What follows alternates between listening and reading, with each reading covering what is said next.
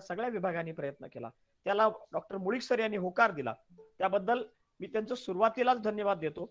आणि आजच्या कार्यक्रमाचं प्रास्ताविक आणि प्रमुख पाहुण्यांची ओळख करून देण्याचं विनंती मी डॉक्टर चंद्रशेखर ताटे देशमुख यांना करतो की त्यांनी प्रमुख पाहुण्यांची ओळख करून आजच्या कार्यक्रमाचा प्रास्ताविक करावा.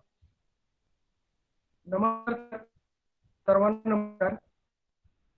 पुण्यश्लोक देवी होळकर विद्यापीठ कल्याणी शंकरराव मोहिते महाविद्यालय अकलूज अंतर्गत हमी कक्ष सांस्कृतिक विभाग व राष्ट्रीय सेवा योजना विभाग आयोजित राष्ट्रीय लाईन सहकार महर्षी व्याख्यानमालेमध्ये आपणा सर्वांनी मनपूर्वक स्वागत करतो. या व्याख्यानमालेचे आणि महाविद्यालय विकास समितीचे अध्यक्ष माननीय श्री संग्राम मोहिते पाटील, महाविद्यालयाचे प्राचार्य डॉक्टर दत्तात्रय बागवेकर, हे 7वे आणि शेवटचे पुष्पसाठी उपस्थित असलेले तत्वज्ञ विभाग प्रमुख डॉक्टर महाविद्यालयाचे माजी प्राचार्य बाबासाहेब, डॉक्टर हनुमंत अवताडे, शास्त्र विभाग संस्कृत प्रमुख, हा त्या व्याख्यानमालेचे सूत्र सांभाळत असलेले डॉक्टर विश्वनाथ आवारकर, हिंदी विभाग डॉक्टर अपर्णा कुचेकर मॅडम, व्याख्यानमालेत उपस्थित सर्व मान्यवर बंधू भगिनी, उपस्थित महाविद्यालयातील आदिमाजी विद्यार्थी, या सर्वांचे मी मनपूर्वक स्वागत करतो. डॉक्टर विश्वनाथ आवारकरांनी सहकार महर्षी व्याख्यानमालेतील 6 दिली, त्याचा आता थोडक्यात दिलेला आहे. विषय घेऊन आलेले साहेब मुळीक सर. त्याचा विषय आहे सॉक्रेटिस जीवन ज्ञानाचा उपवज्ञ. सॉक्रेटिस हे नाव आपल्या शाळेच्या वाक्याच्या वाचनातून तर एखाद्यापासून आपण बद्दल माहिती घेतली. आपण सॉक्रेटिस बद्दल काही कार्यक्रम नावाची ऐकली, म्हणजे माणूस आहे, माणूस मर्त्य आहे म्हणून सॉक्रेटिस मर्त्य आहे, अशा प्रकारची काही ऐकलेली आहे. जगातील महान गुरुशिष्य सॉक्रेटिस, अरिस्टॉटल, अलेक्झांडर सर्वांना परिचितच आहे. अनेक लढाया सॉक्रेटिस यांनी सैनिक म्हणून केलेला आहे. प्रामाणिक आणि नैसर्गिक म्हणून प्रसिद्ध आहे. म्हणून अतिशय सॉक्रेटिस अजीवन ज्ञानाचा उपासक विषय आपण या ठिकाणी ऐकणार आहोत. डॉक्टर बाळासाहेब मुळीक या ठिकाणी करतो आणि सरांचा मी अल्प परिचय करून देतो. सरांचं नाव डॉक्टर बाळासाहेब पतराव मुळीक. सरांचं गाव आहे सासकल, तालुका फलटण. सरांचं शिक्षण BA तत्वज्ञान जोशी महाविद्यालय ठिकाणी झालेलं आहे. MA तत्वज्ञान सावित्रीबाई पुणे या ठिकाणी. त्यांनी पुण्यश्लोक अहिल्यादेवी विद्यापीठ सोलापूर या विद्यापीठातून PhD. ताटे सर ऐकायला जरा येत नाही, जरा क्लिअर काय. बाळासाहेब मुळीक जरा थोडा वेळ तुमचं जरा बंद ठेवा. बाळासाहेब मुळीक. Yes sir. हा आता बघा बरं येतं सर. पाऊस सुरू आहे त्यामुळे रेंज प्रॉब्लेम येतोय. पाऊस चालू आहे आणि ताटे देशमुख सरांच्या मोबाईलला रेंज प्रॉब्लेम आहे, त्यामुळे पाऊस क्लाउडी पाऊस आहे. वातावरण पावसाळी आहे, पाऊस सुरू आहे. सर कंटिन्यू करा. ताटे देशमुख सर कंटिन्यू करा. ओके. सरांनी श्लोक सोलापूर विद्यापीठात मिळवले आहे. PhD विषय धर्म पुरुषार्थ व तिची प्रस्तुतता. एकूण सेवा 27 वर्ष झाले.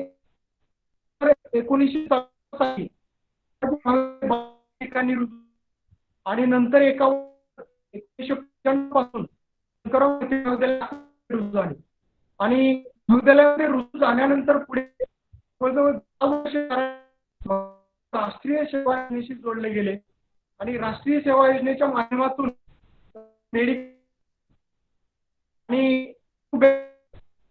हे प्रोजेक्ट राबवले आणि या उपक्रमात शिवाजी विद्यापीठाने दखल घेतली आणि शिवाजी विद्यापीठामधून हा उपक्रम सर्व महाविद्यालयामध्ये राबवला, क्लूज पॅटर्न म्हणून राबवला गेला आणि महाराष्ट्र शासनाने सुद्धा दखल घेऊन महाराष्ट्र शासनाचा सर्वोत्कृष्ट कार्यक्रम अधिकारी म्हणून त्यांना 2002-03 चा पुरस्कार प्राप्त झालेला आहे.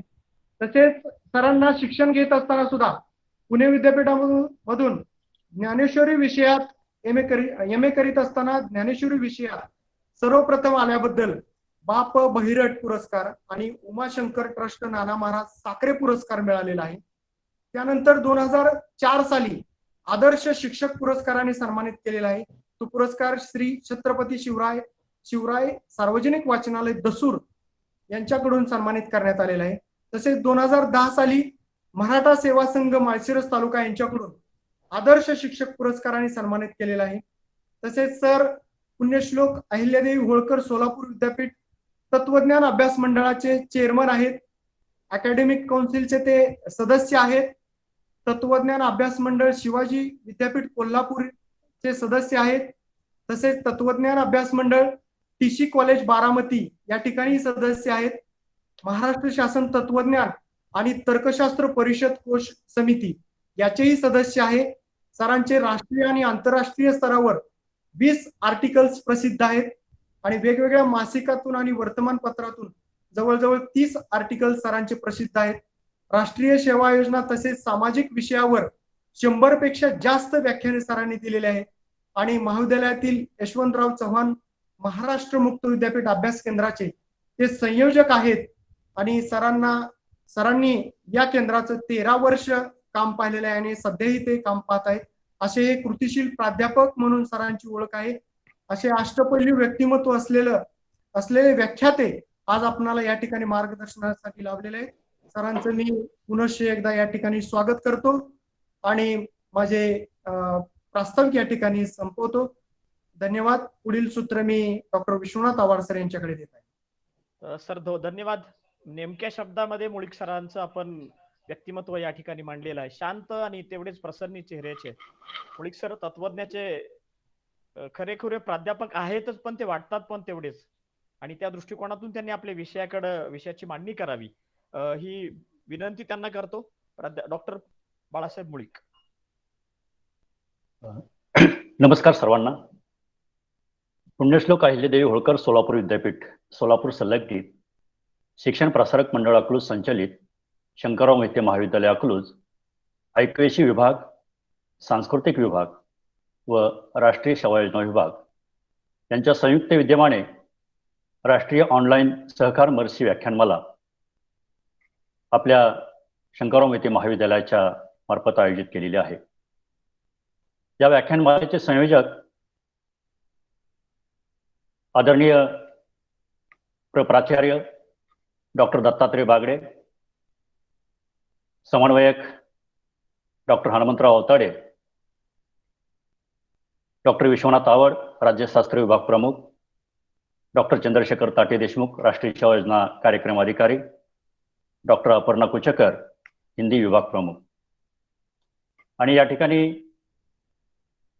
ऑनलाईन आभासी व्याख्यानमालेसाठी या ठिकाणी उपस्थित असणारे माझ्यावरती प्रेम करणारे आणि तत्वज्ञानावरती प्रेम करणारे सर्व श्रोते हो, मित्र हो, गेली 17 तारखेपासून आज 23 तारखेपर्यंत जो व्याख्यानमालेचा सप्ताह सुरू झालेला आहे, त्या सप्ताहामध्ये डॉक्टर विश्वनाथ आवड सरांनी एक कल्पना मांडली आणि ती कल्पना होती की सर आपण व्याख्यानमालेचं आयोजन करतोय आणि या व्याख्यानमालेमध्ये एक पुष्प तुम्हाला गुंफायचंय. असा विचार मांडल्यानंतर मग मी सरांना म्हटलं की सर विषय कोणता. सर म्हटलं की विषय असे काय आपण चौकट ठरवलेली नाही, परंतु आपल्या महाविद्यालयातील प्रमुख वक्ते म्हणून की ज्यांना आपण सर्वजण मान देतो ते प्राध्यापक विष्णू सुर्वे हे हो म्हणालेत आणि आपण व्याख्यानमाला सुरू करतोय. सुर्वे सर हो म्हणालेत म्हटल्यानंतर मी सुद्धा हो म्हणालो. मग आवड सर म्हणाले की वेगवेगळ्या विषयावरची व्याख्यान आपण आयोजित केलेली आहे. मग सुर्वे सरांना एक प्रेरणादायक विद्यार्थी समोर असतात, आपल्या महाविद्यालयाचे इतरही विद्यार्थी असतात, त्याच्यामुळे प्रेरणादायक विषय त्यांनी मांडला. सूर्यवंशी सरांनीही तसाच विषय मांडला त्यांच्या विषयाला अनुसरून. आमच्या महाविद्यालयातील प्राचार्य डॉक्टर बागडे सर यांनीही त्यांच्या अर्थशास्त्र विषयाला अनुसरून विषय मांडला. डॉक्टर संजय वाघमारे सर यांनीही इतिहासामध्ये छत्रपती शिवाजी काय जाणाल काय शिकाल हा विषय मांडला.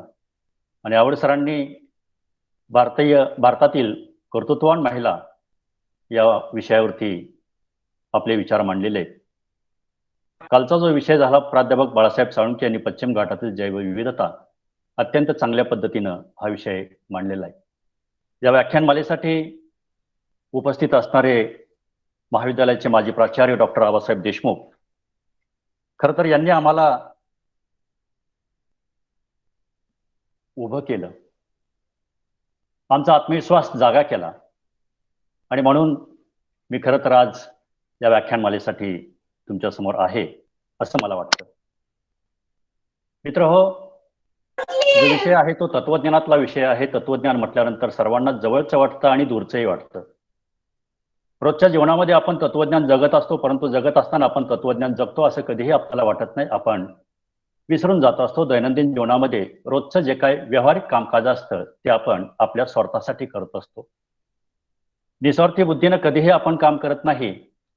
आणि ज्यावेळेस मग आपल्याला संकट येतात त्यावेळेस मग आपल्याला परमेश्वराची आठवण येते आणि मग त्या ठिकाणी स्वार्थ बाजूला आपण ठेवतो आणि मग चांगलं काम करायला लागतो.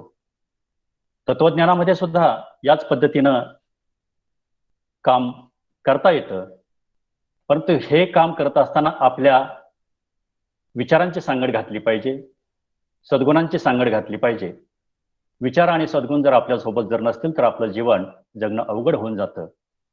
आणि म्हणून मग या पृथ्वी तलावरती, या सृष्टीवरती अगदी सुरुवातीपासून ज्यावेळेस आपण विचार करायला लागलो तर आपल्याला माहिती आहे की आज 21वे शतक आहे. या 21व्या शतकामध्ये आज आपली विज्ञानाने आणि तंत्रज्ञानाने एवढी प्रगती केलेली आहे की त्या प्रगतीचं अगदी उत्तुंग अशी भरारी विज्ञान आणि तत्वज्ञानाने केलेली आहे. सगळी भौतिक सुख आज आपल्या अवतीभोवती आहेत. परंतु माणूस ज्यावेळेस उभा असतो आणि केंद्रबिंदू म्हणून माणसाकडे ज्यावेळेस पाहिलं जातं आणि त्याच्या अवतीभोवती ज्यावेळेस घटना घडत असतात त्यावेळेस त्या घटनांच्या माध्यमातून आपल्याला सुख मिळत असतं आणि समाधान मिळत असतं. आज आपण खूपच सुखी आहोत, याला अगदी वादच नाही, संशय अजिबात याच्यामध्ये येत नाही.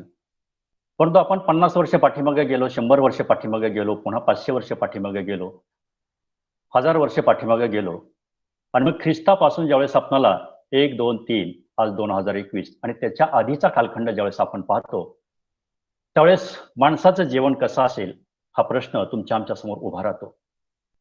आणि मग आपण जातो आदी मानवाकडं. मग या पृथ्वी तलावरती पहिला माणूस कोण आला असेल, पहिली स्त्री कोण आली असेल, पहिला पुरुष कोण असेल, पहिला जीव कोण असेल, या संदर्भामध्ये आपल्याला नक्की आणखीनही काही समजत नाही. आपण फक्त विचार करतो, आपण फक्त कल्पना करतो, आखाडे बांधतो आणि दंतकथांच्या आणि काव्यांच्या स्वरूपामध्ये आपण ती माहिती आज जी काही गृहीत धरलेली आहे ती कपोलकल्पित माहिती असल्याचं आजही आपल्याला दिसतं. कारण प्रयोगानं आणि निरीक्षणानं या माहितीला आपण पुरावे देऊ शकत नाही आणि निष्कर्ष आपण काढू शकत नाही. पण आदिमानव ज्यावेळेस या पृथ्वी तलावरती आला, मग ख्रिस्तामध्ये सांगितलेलं आहे की सफरचंद खाल्लं आणि ॲडम आणि ईव यांच्यापासून ही सृष्टी निर्माण झाली. अगदी प्रायोगिक स्वरूपामध्ये किंवा प्रायोगिक निरीक्षणाच्या संदर्भामध्ये याला काही अर्थ असत नाही, परंतु आपण ते मानतो. परंतु आदिमानव ज्यावेळेस या ठिकाणी आला तो कसा जगत असेल आपण कल्पना जर केली तर आपल्याला माहिती आहे त्याला हर्ष झाला असेल, दुःख झाला असेल, भावभावना असतील नसतील, त्याच्या अवतीभोवती काय असेल, त्याच्या गरजा काय असतील, तर आपण काही निश्चितपणे सांगू शकत नाही. परंतु ज्यावेळेस हा कालखंड अलीकडे आला आणि मग 9व्या शतकामध्ये होमर नावाचा, अगदी आपल्याला भारतीय परंपरा सुद्धा फार मोठी आहे. भारतीय तत्वज्ञानाची परंपरा जर आपण पाहिली तर वेद आणि उपनिषदे यापासून सुरू होते. ग्रीसची परंपरा होमर या कवीपासून सुरू होते आणि चीनमध्ये लाओत्से यापासून कन्फ्युशियन यापासून सुरू होते. तसं म्हटलं तर 3 संस्कृती, एक ग्रीक संस्कृती, एक भारतीय संस्कृती आणि एक चिनी संस्कृती. परंतु भारतीय संस्कृती आणि ग्रीक संस्कृती या दोन्हीही एकमेकाशी थोड्याशा समर्पक असल्याचं मला दिसतं. कारण ग्रीकांमध्ये जो विचार मांडला गेला आणि भारतीय परंपरेमध्ये विचारदर्शनामध्ये षडदर्शनांमध्ये जो काही विचार मांडला गेला त्या विचारांची दोन्हीही परस्पर पूरक बाजू आपल्याला दिसतील. आणि मग प्राचीन ग्रीसमध्ये आपण ज्यावेळेस, कारण सॉक्रेटिस हा विषय माझा आहे, प्राचीन ग्रीसमध्ये ज्यावेळेस येतो त्यावेळेस ग्रीक आपल्या मागासलेल्या आत्ता जशी आदिवासी भागांमध्ये वगैरे त्याच्याही पेक्षा मागास कल्पना आपण करतो की तिथं माळरान होतं, कुठेतरी सुपीक खोरी होती आणि या पद्धतीनं लोक तिथले राहत होते. पण तरी सुद्धा ग्रीक हार पुढारलेला होता. आणि मग होमर नंतर 9व्या शतकापासून अगदी 6व्या शतकापर्यंत असंच लोक जीवन जगत होते, विचार कुठलाही नव्हता. आणि मग आपण विश्वाच्या संदर्भामध्ये विचार करायला लागतो. म्हणजेच ग्रीक संस्कृती जी आहे त्या ग्रीक संस्कृतीमध्ये पहिला तत्वज्ञ जो आहे तो थेलिस नावाचा तत्वज्ञ पहा. ग्रीक हे जे शहर आहे, नगर जे आहे ते समुद्राच्या किनारी आहे. आणि मग बाहेर आल्यानंतर त्याला चंद्र दिसतो, सूर्य दिसतो, समुद्र दिसतो, लोक दिसतात, झाडे दिसतात, पशुपक्षी दिसतात. क्युरिओसिटी निर्माण होते आणि जी क्युरिओसिटी निर्माण होते त्या क्युरिओसिटीतून, जिज्ञासेतून किंवा कुतूहलातूनच तत्वज्ञानाचा जन्म झालेला आहे, तत्वज्ञानाची निर्मिती झालेली आहे. आणि मग या कुतूहलातून थेलिस नावाच्या एका विचारवंतानं, त्याला तत्वज्ञ आपण म्हणतो, की या तत्वज्ञानं एक विचार मांडला की ही सृष्टी जी निर्माण झालेली आहे त्या सृष्टीच्या पाठीमागे काहीतरी कारण असायला पाहिजे. मग असे काही प्रश्न पडले. ते प्रश्न म्हणजे की विश्व म्हणजे काय, हे विश्व किती मोठं आहे, या विश्वाची निर्मिती कशी झाली, या विश्वाचे स्वरूप कसे आहे, किंवा अंतिम सद्वस्तू काय आहे. की जसं आपण कारण कार्याचा सिद्धांत ज्यावेळेस मांडतो त्यावेळेस कुठल्याही घटनेला कारण असतं. ज्या अर्थी विश्व दिसतं आहे त्या अर्थी त्या विश्वाचं काहीतरी कारण असायला पाहिजे आणि मग त्या कारणाचा शोध आपल्याला घेतला पाहिजे. अशा पद्धतीनं थेलिसच्या मनामध्ये एक जिज्ञासा निर्माण झाली. मग या संपूर्ण जगाचंच कारण काय असावं आणि या जगताचं अंतिम सत्य. मित्र, आपल्याला माहिती आहे की कुठलीही गोष्ट सत्य जोपर्यंत आपल्याला मिळत नाही तोपर्यंत आपण क्युरिओसिटीनं प्रश्न विचारित राहतो. आणि जोपर्यंत सत्य मिळतं आणि ते मनाला पटतं, बुद्धीला पटतं, त्यावेळेस मग आपण त्या संदर्भामध्ये निशंक राहतो आणि मग दुसऱ्या प्रश्नाच्या संदर्भात, दुसऱ्या संकल्पनांच्या संदर्भामध्ये आपण विचार करायला लागतो. तर अगदी सुरुवातीला थेलिस हा समुद्रकिनारी फिरत असताना त्याला असं वाटलं की तर हा एवढा मोठा अथांग समुद्र पसरलेला आहे आणि या समुद्रामध्ये पाणी आहे. आणि मग त्याने विचार केला की या पाण्याची वाफ होते, वाफेचेच पुन्हा आणखीन ढग होतात, ढगापासून पुन्हा आणखीन पाण्याची निर्मिती होते, म्हणजे पाण्यापासूनच सगळं निर्माण होत आहे. म्हणजेच विश्वाचं कारण हे पाणी असायला पाहिजे अशी त्यांनी कल्पना मांडली. त्याचे विचारवंत जे आहेत या विचारवंतांनी पहा, आपण 2500 वर्षापूर्वीचा कालखंड पाहतोय, त्या 2500 वर्षापूर्वीची विचारसरणी पाहतोय. आजही आपल्या मनामध्ये असा विचार येत नाही की हे कशामुळे निर्माण झालं असेल किंवा ते कशामुळे निर्माण झालं असेल. त्याची कारण आणि कार्याची आपण ज्यावेळेस मीमांसा पाहतो, चिकित्सक कृत्य वगैरे, त्यावेळेस आपल्यालाही काही समजत नाही, आपण लगेच तो प्रश्न त्या ठिकाणी सोडून देतो. परंतु थेलिस सारख्या तत्वज्ञानं त्यावेळेस सांगितलं, 2500 वर्षापूर्वी सांगितलं आणि त्यानं पहिल्यांदा कल्पना मांडली, त्यानं पहिल्यांदा विचार मांडला, तो म्हणजे की पाण्यापासून सर्व निर्माण झालेलं आहे. आणि पाण्यापासून सर्व निर्माण होत असेल तर ते पाण्यामध्येच पुन्हा विलीन होतं आणि म्हणून पाणी हेच अंतिम कारण या विश्वाचं असायला पाहिजे असं त्यानं मत मांडलं. हा पहिला विचार, हा क्रांतिकारक विचार आहे आणि हा क्रांतिकारक विचार थेलिसनं मांडला. म्हणून अनेक्झिमेंडर असं म्हणतो की ज्या अर्थी हे विश्व आहे त्या अर्थी हे विश्व किती आहे तर मर्यादित आहे. आणि मग कारण कार्याचा ज्यावेळेस आपण सिद्धांत मांडतो त्यावेळेस या मर्यादित विश्वाला अमर्यादित असं अंतिम कारण असायला पाहिजे किंवा त्याच्यापेक्षा व्यापक अशा स्वरूपाचं कारण असायला पाहिजे. आणि मग ते कारण कोणतं असेल तर ते अनंत असायला पाहिजे, अमर्यादित असायला पाहिजे किंवा आकाररहित द्रव्याचं ते कारण असायला पाहिजे असं तो म्हणतो. त्यानं हे कारण मांडल्यानंतर अनेक्झिमेनिस सारखा तत्वज्ञ असा म्हणतो की हे पाण्यापासून नाही किंवा अनंत किंवा असीम अशा स्वरूपाचं तत्व नाही, तर या जगाचं कारण किंवा या विश्वाचं कारण काय असायला पाहिजे तर वायू असायला पाहिजे. मग वायू हे अंतिम तत्व त्यानं मांडलं.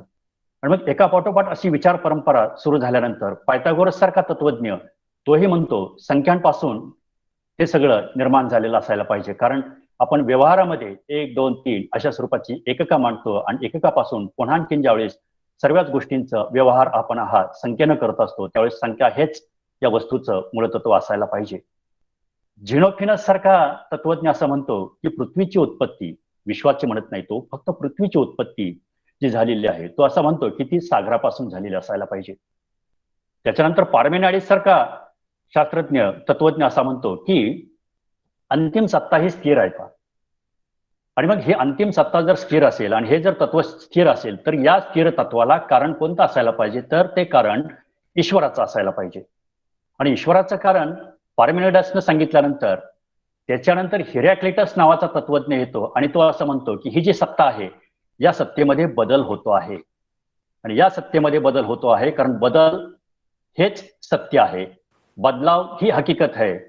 कारण झाडाची पानं गळून पडतात, पाण्याची वाफ होते, बर्फ वितळतो, सूर्य उगवतो, मावळतो, चंद्र मोठा होतो, लहान होतो, समुद्राला भरती येते, ओहोटी येते. या सगळ्यांची कारण परंपरा काहीतरी असायला पाहिजे आणि हे सगळं बदलत राहतं. आणि हे सगळं जर बदलत राहत असेल तर या पाठीमागं काहीतरी कारण असायला पाहिजे. आणि मग त्यानं सृष्टीचं कारण जलापेक्षा, वायूपेक्षा जे अधिक ताकदवान आहे त्या अग्नीला त्यांनी मांडलं, आणि म्हणून अग्नी हे कारण असायला पाहिजे अशा प्रकाराचं उत्तर, अशा प्रकाराचं मत त्या तत्वज्ञानं मांडलं. नंतर मग भारतीय तत्वज्ञानामध्ये किंवा त्याच्याही बरोबर अरिस्टॉटल सारखा तत्वज्ञ असं म्हणतो की पृथ्वी, आप, तेज, वायू ही जी 4 तत्व आहेत या 4 तत्वापासून या विश्वाची निर्मिती झालेली आहे. आणि त्यानं पुन्हा आणखीन 5वं तत्व त्यात ऍड केलं, ते म्हणजे आकाश. आणि आकाशालाच अरिस्टॉटल ईश्वर असं मानतो. आणि हीच मतप्रणाली आपल्या भारतीय तत्वज्ञानामध्ये स्वीकारलेली आपल्याला दिसते, ती म्हणजे की पृथ्वी, जल, वायू, अग्नी आणि आकाश या पंचमहाभूतांपासून ही विश्वाची निर्मिती झालेली आहे. मित्रहो, या सृष्टीच्या निर्मितीच्या संदर्भामध्ये हे जे सिद्धांत त्यांनी मांडलेले आहेत, हे जी कारणं जी दिलेली आहेत, या कारणांचा आपण आजच्या 21व्या शतकामध्ये ज्यावेळेस विचार करतो त्यावेळेस या विचारांना आपण क्रांतिकारक मानलं पाहिजे. कारण पृथ्वीपासून या विश्वाची निर्मिती, अग्नीपासून या विश्वाची निर्मिती याचं स्पष्टीकरण देत असताना किंवा वायूपासून विश्वाची निर्मिती याचं स्पष्टीकरण देत असताना काही विचारवंत असे म्हणतात की ज्यावेळेस आपण एखाद्या पानाचा विडा खातो, ते पान असतं, सुपारी टाकतो, काठ टाकतो, चुना टाकतो, आणखीन काहीतरी टाकतो, हे सगळे पदार्थ एकत्रित येतात आणि आपण ज्यावेळेस चघळतो त्यावेळेस त्याचा रंग लाल होतो. याच स्वरूपामध्ये पृथ्वी, आप, तेज, वायू हे सगळे घटक एकत्रित आले आणि त्यांच्या एकत्रीकरणातून या विश्वाची निर्मिती झालेली आहे. अशा प्रकारचा सिद्धांत भारतीय तत्वज्ञानामध्ये सुद्धा मान्य केलेला आहे. कारण अग्नीपासून वायू होतो, वायूपासून जल होतं आणि जल हे पुन्हा पृथ्वीमध्ये, म्हणजे ऊर्ध्वगामी आणि अधोगामी ही जी प्रक्रिया आहे ही प्रक्रिया या ठिकाणी मान्य केलेली आहे. आणि मग या सगळ्या सृष्टीच्या संदर्भामध्ये विचार करत असताना कुशमन हा जो तत्वज्ञ आहे, या तत्वज्ञानं पहा, तत्वज्ञानाच्या संदर्भामध्ये 3 विचारसरणी निर्माण केलेल्या आहेत.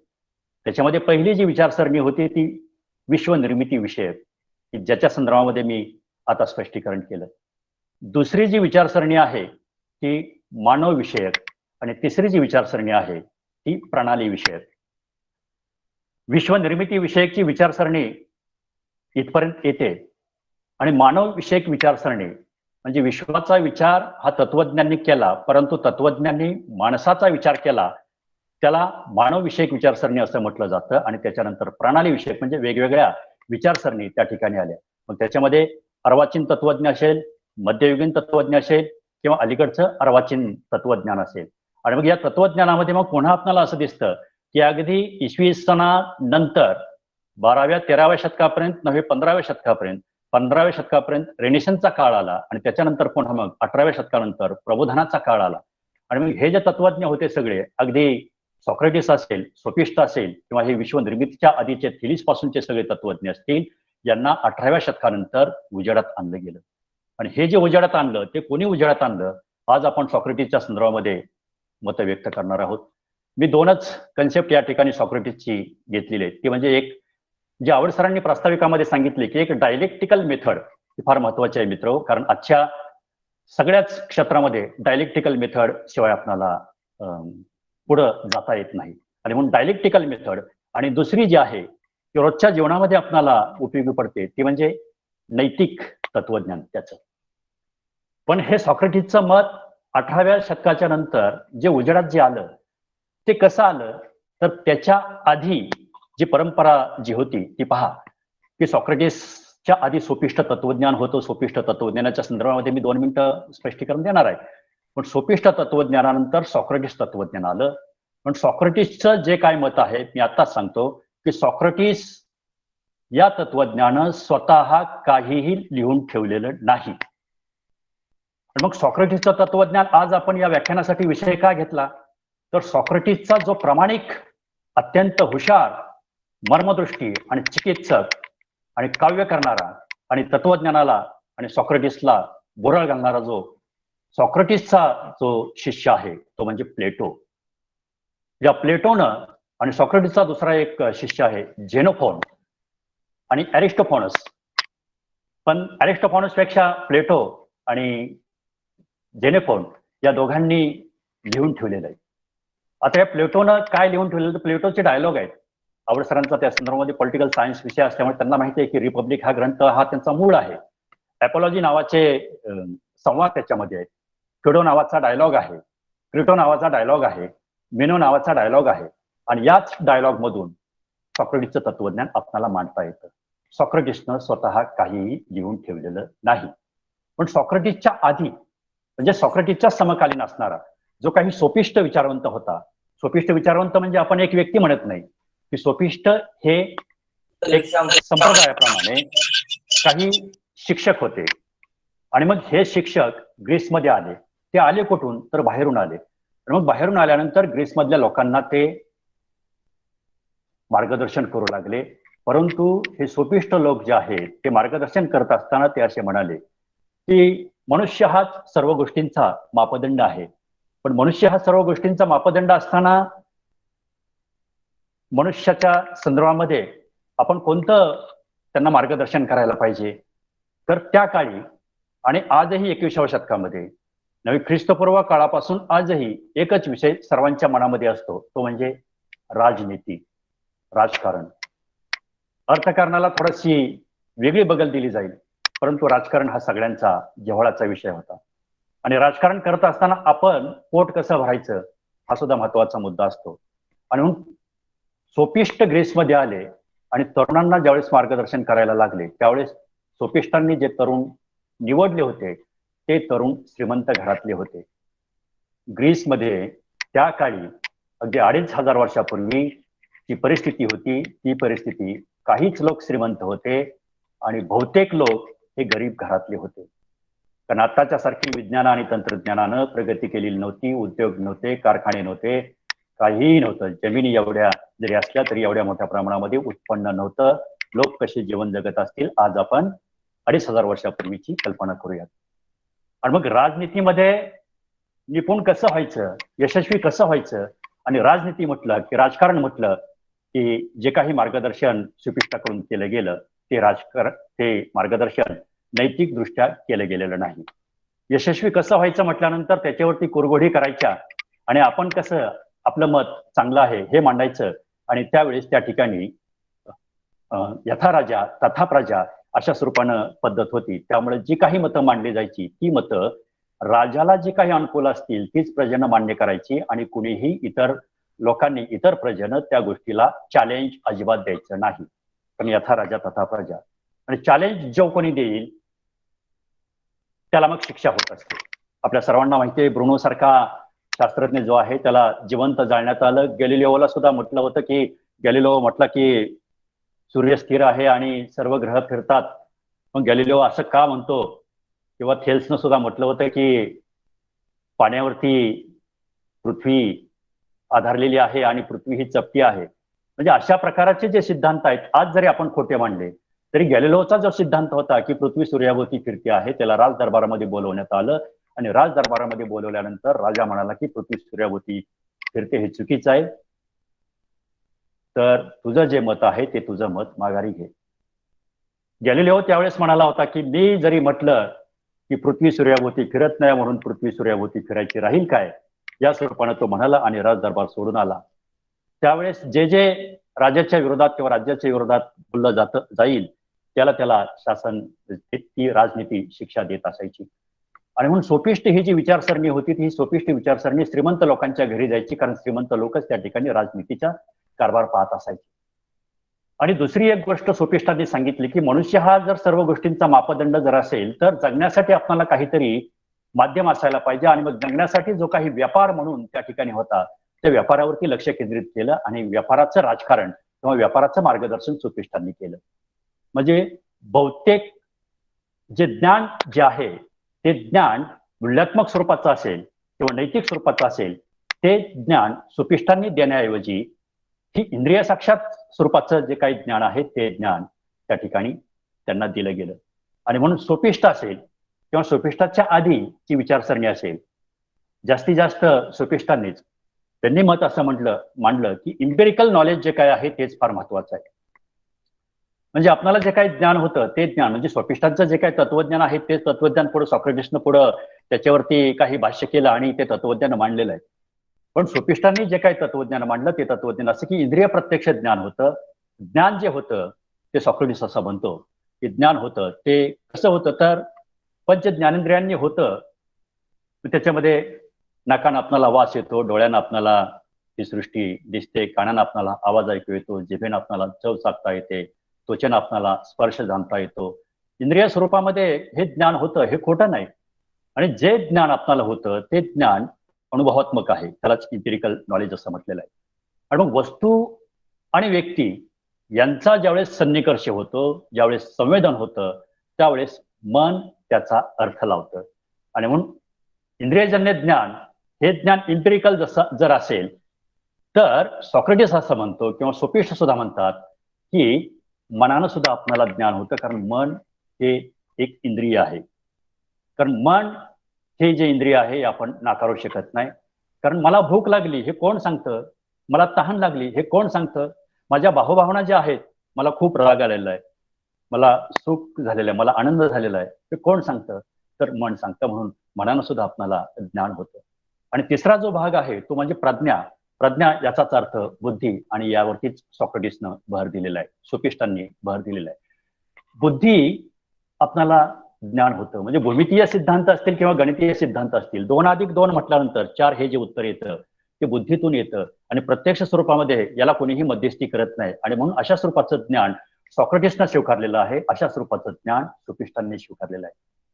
त्याचबरोबर सॉक्रेटिस असं म्हणतो की अप्रत्यक्ष स्वरूपाचं ज्ञान सुद्धा आपल्याला होतं किंवा मध्यस्थी कोणी नसताना सुद्धा ज्ञान होतं. मग ते कसं होतं तर पूर्वी जो काही आपण अनुभव घेतलेला असेल त्या अनुभवाच्या आधारे आज मला अप्रत्यक्ष स्वरूपाचं ज्ञान होतं, हे सॉक्रेटिसनं मान्य केलेलं आहे.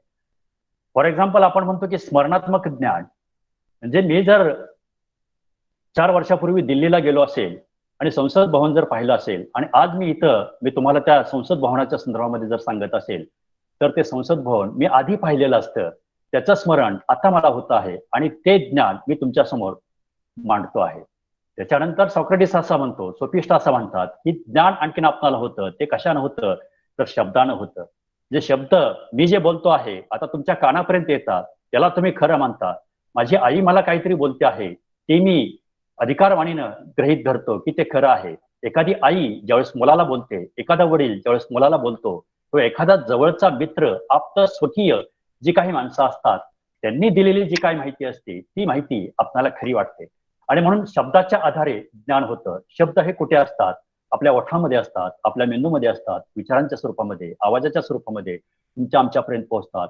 शब्द हे ग्रंथांमध्ये असतात, शब्द हे वर्तमानपत्रांमध्ये असतात, शब्द हे आपण न्यूज चॅनेल्स लावल्यानंतर त्या ज्या बातम्या असतात त्यांच्यावरती आपण विश्वास ठेवतो आणि यामुळं आपल्याला ज्ञान होतं. हे ज्ञान आपण नाकारू शकत नाही.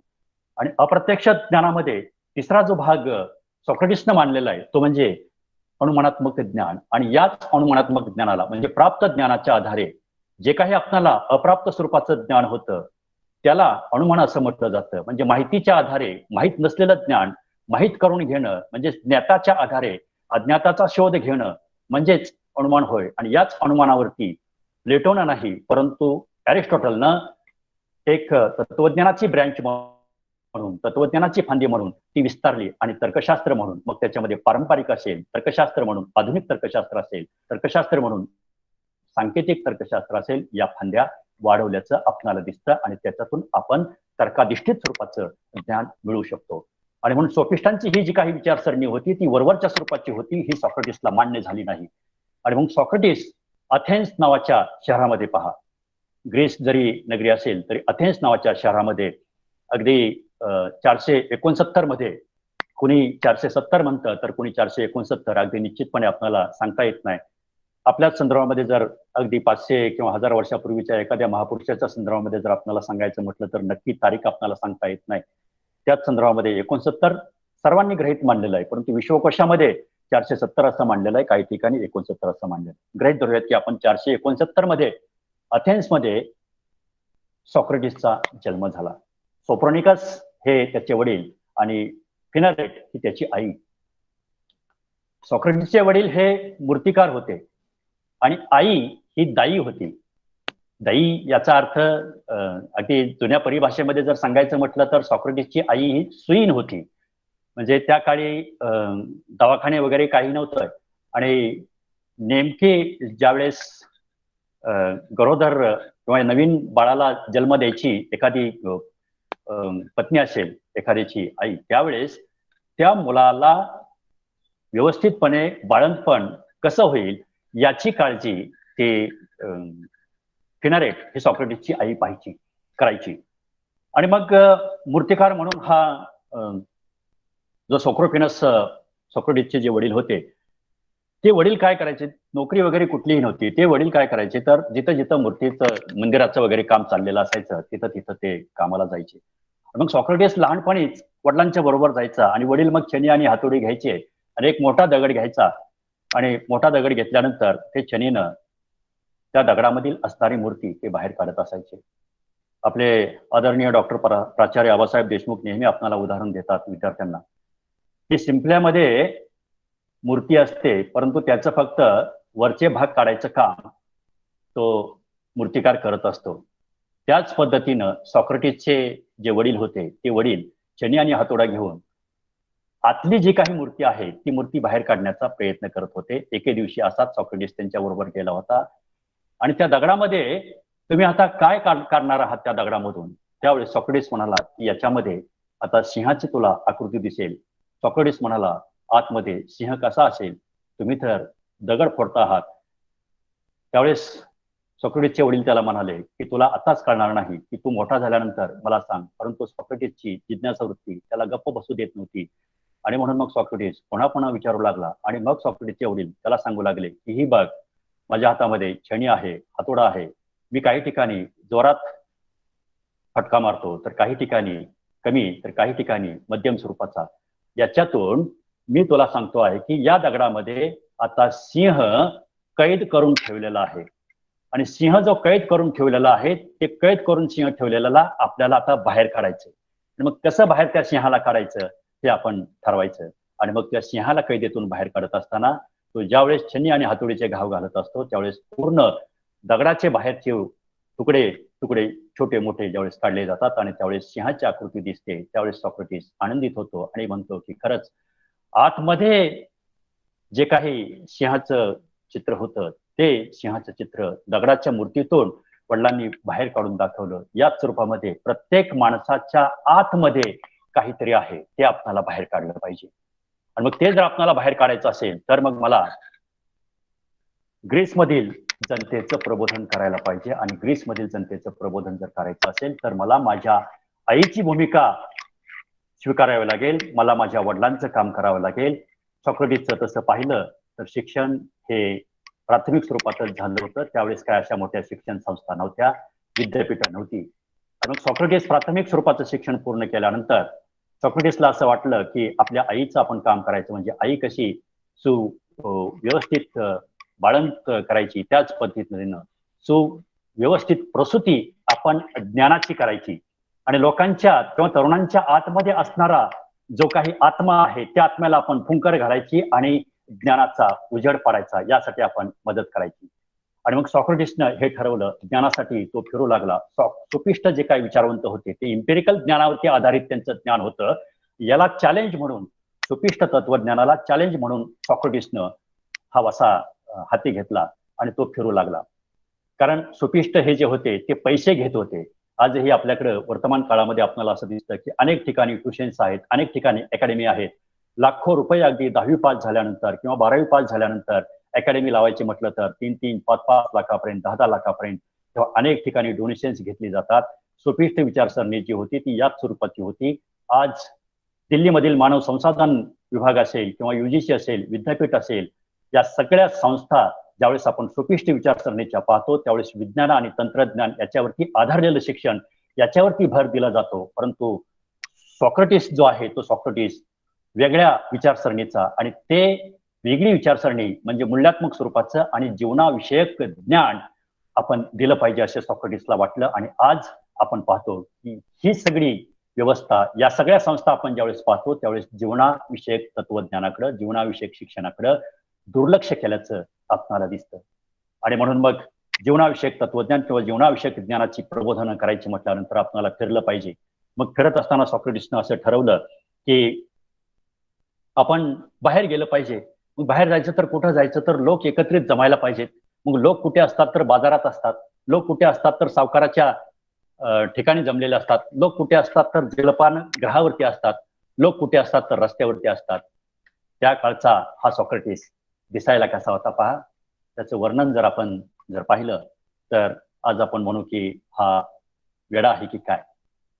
एकदम उंची बारीक, कुरळे केस, अर्ध टक्कल पडलेलं, बटपटीत डोळे बाहेर आलेले, नक्ट नाक, नाकाचा शेंडा उंच झालेला, दाढी, पोट आलेलं, पायामध्ये चप्पल नाही आणि मिळेल ती कपडे घरामधून घालायचा आणि तो बाहेर बाजारामध्ये जायचा. आणि बाजारामध्ये गेल्यानंतर तरुणांना म्हणायचा की या इकडे, आज आपण चर्चा करूया. प्रत्येक ठिकाणी तो जायचा आणि तरुणांशी चर्चा करायचा. आणि तरुणांशी चर्चा करत असताना त्याचे प्रश्न जे होते ते त्याचे प्रश्न ठरलेले प्रश्न होते की तो म्हणायचा की सत्य म्हणजे काय, याची आपल्याला व्याख्या करता येईल का? सत्य कशाला म्हणायचं? न्याय म्हणजे काय, कशाला आपण न्याय म्हणू? आपल्या जीवनाचा उद्देश काय? या सगळ्या गोष्टींचा त्यानं ज्यावेळेस विचार केला त्यावेळेस उत्तरही देता आली नाही. आणि मग ज्यावेळेस उत्तर देता येत नसायची त्यावेळेस सॉक्रेटिस प्रश्न विचारायचा आणि मग सांगायचा की मी तुम्हाला आज प्रश्न विचारतो की सत्य म्हणजे काय, मी तुम्हाला आज प्रश्न विचारतो की न्याय कशाला म्हटलं जातं. तुम्हाला आता जरी सांगता येत नसेल तर उद्या सांगा, उद्या नाही सांगितलं परवा सांगा, परवा नाही सांगितलं 4 दिवसानं, आठवड्यानं मला सांगा, मला त्याची घाई नाही. सॉक्रेटिस असे प्रश्न विचारायला लागला आणि प्रश्नोत्तर पद्धत ही त्या काळची अत्यंत महत्वाची मानली जाते आणि त्यालाच डायलेक्टिकल मेथड असं म्हटलं जातं. आणि हीच डायलेक्टिकल मेथड प्रास्ताविकामध्ये आवडकरांनी ज्या पद्धतीने सांगितली तीच डायलेक्टिकल मेथड आज आपण शाळा महाविद्यालयांमधून वापरतो. मी तरी लॉजिकच्या विद्यार्थ्यांना ज्यावेळेस तर्कशास्त्र शिकवत असतो त्यावेळेस जेवढे म्हणून वर्गामध्ये विद्यार्थी असतील, जेवढे विद्यार्थी आता ऐकत असतील तेवढ्या विद्यार्थ्यांना मी खोटं बोलत नाही, जेवढे म्हणून विद्यार्थी असतील तेवढ्या सगळ्या विद्यार्थ्यांना प्रत्येकाला मी प्रश्न विचारतो. कारण प्रश्नातून त्याचं उत्तर मिळतं आणि प्रश्नातून विचार करायला माणूस लागतो. सोपिस्ट विचारसरणी अशी होते की इम्पेरिकल नॉलेजवरती ते जे काय आहे ते सत्य मानलं जायचं. परंतु खरं सत्य काय आहे, सत्य कशाला म्हटलं जातं, न्याय कशाला म्हटलं जातं, हा जो विचार आहे तो हा विचार सॉक्रेटिसनं तरुणांच्या मध्ये पेरणी सुरू केली. आणि तरुण मग असा म्हणायला लागला की अरे सॉक्रेटिस सांगतो हेच खरं आहे, सॉक्रेटिसच्या पाठीमागे आपण गेलं पाहिजे. सॉक्रेटिस त्या काळचा तरुणांचा टाईप झाला. सगळे तरुण सॉक्रेटिस सॉक्रेटिस सॉक्रेटिस करू लागले. आणि मग सॉक्रेटिसला एवढं महत्व त्या ठिकाणी प्राप्त झालं की तिथली राजनीती सुद्धा, तिथले जे श्रीमंत लोक होते ते लोक सुद्धा सॉक्रेटिसकडे वाकड्या नजरेनं पाहू लागले की आता हा माणूस तरुण याच्या पाठीमागं उभे आहेत म्हटल्यानंतर राजनीती हातामध्ये घेतो की काय, देश चालवायला घेतो की काय, अशा प्रकारची भीती त्यांच्या मनामध्ये निर्माण झाली. परंतु सॉक्रेटिसला राजनीतीमध्ये इंटरेस्ट नव्हता, सॉक्रेटिसला प्रपंचामध्ये इंटरेस्ट नव्हता. कारण झांतीपी नावाची जी त्याची बायको होती ती बायको नावावरून तर असं दिसतं की ती मोठ्या कुटुंबातील असावी, परंतु ती एवढी भांडखोर होती की सॉक्रेटिस जर घरी आला, बाहेरून घरी आला, कारण सॉक्रेटिस हा तत्वज्ञ ज्यावेळेस बाहेर जायचा आणि प्रश्न विचारायला लागायचा त्यावेळेस किती वेळ झाला हे त्याला कळतच नसायचं. बाहेर गप्पा मारत बसायचा, प्रश्न विचारित बसायचा. रस्त्यावरती एखादा विचार करत उभा राहिला तर तो तसाच उभा राहायचा. असेच एक दिवस तो विचार करता करता चालत चालत चालत निघाला. कुठला विचार करत होता? तो विचार करत असताना प्रश्नाचं उत्तर सापडत नव्हतं, म्हणून तो त्या ठिकाणी उभा राहिला. आणि उभा राहिल्यानंतर रात्र झाली, सकाळ झाली तरी त्याला समजलं नाही. आणि मग प्लेटो नावाचा त्याचा शिष्य त्यानं पाहिलं आणि तो मग सॉक्रेटिसला घरी घेऊन आला. घरी घेऊन आल्यानंतर ही भांडखोर झांटीपेजी त्याची जी बायको होती ती खूप वैतागली होती. काय करावं काही नाही. गेल्यानंतर शांतपणे सॉक्रेटिस हसत होता, परंतु हसत असताना झांटीपी नावाच्या त्या पत्नीनं एवढ्या त्याच्यावरती तोंडसूट घेतलं की कमालीचं, एवढी ओरडली तरी सुद्धा सॉक्रेटिस काही बोलला नाही. आणि सॉक्रेटिस मग काहीच बोलत नाही. त्यावेळेस मग गहाण पाण्याची जी बादली होती ती बादली घेतली आणि सॉक्रेटिसच्या अंगावरती झांटीपीनं ओतल्यानंतर सॉक्रेटिस पूर्ण ओला झाला. म्हटलं जातं की प्लेटो सुद्धा त्या ठिकाणी होता. प्लेटो सुद्धा त्या ठिकाणी ओला झाला. सॉक्रेटिस हसत राहिला आणि सॉक्रेटिस हसल्यानंतर सॉक्रेटिस म्हणाला की प्लेटो बघ, प्लेटो बघ. असं म्हटलं जातं की गरजेल तो पडेल काय. पण इथं वेगळीच परिस्थिती आपल्याला दिसली की गर्जना सुद्धा झाली आणि पाऊस सुद्धा पडला. असं म्हटल्यानंतर झांटीपी गप्प बसली. या स्वरूपाचं त्यांचं पती पत्नींचं नातं होतं. सॉक्रेटिसला 3 मुलं होती, परंतु प्रपंचामध्ये तो काही रमला नाही. त्याला ध्यास होता तो ज्ञानाचा, त्याला ध्यास होता तो संकल्पनात्मक नॉलेज जे काय आहे ते संकल्पनात्मक ज्ञान कसं आपण बाहेर काढणार. आणि म्हणून तो बाहेर फिरत होता.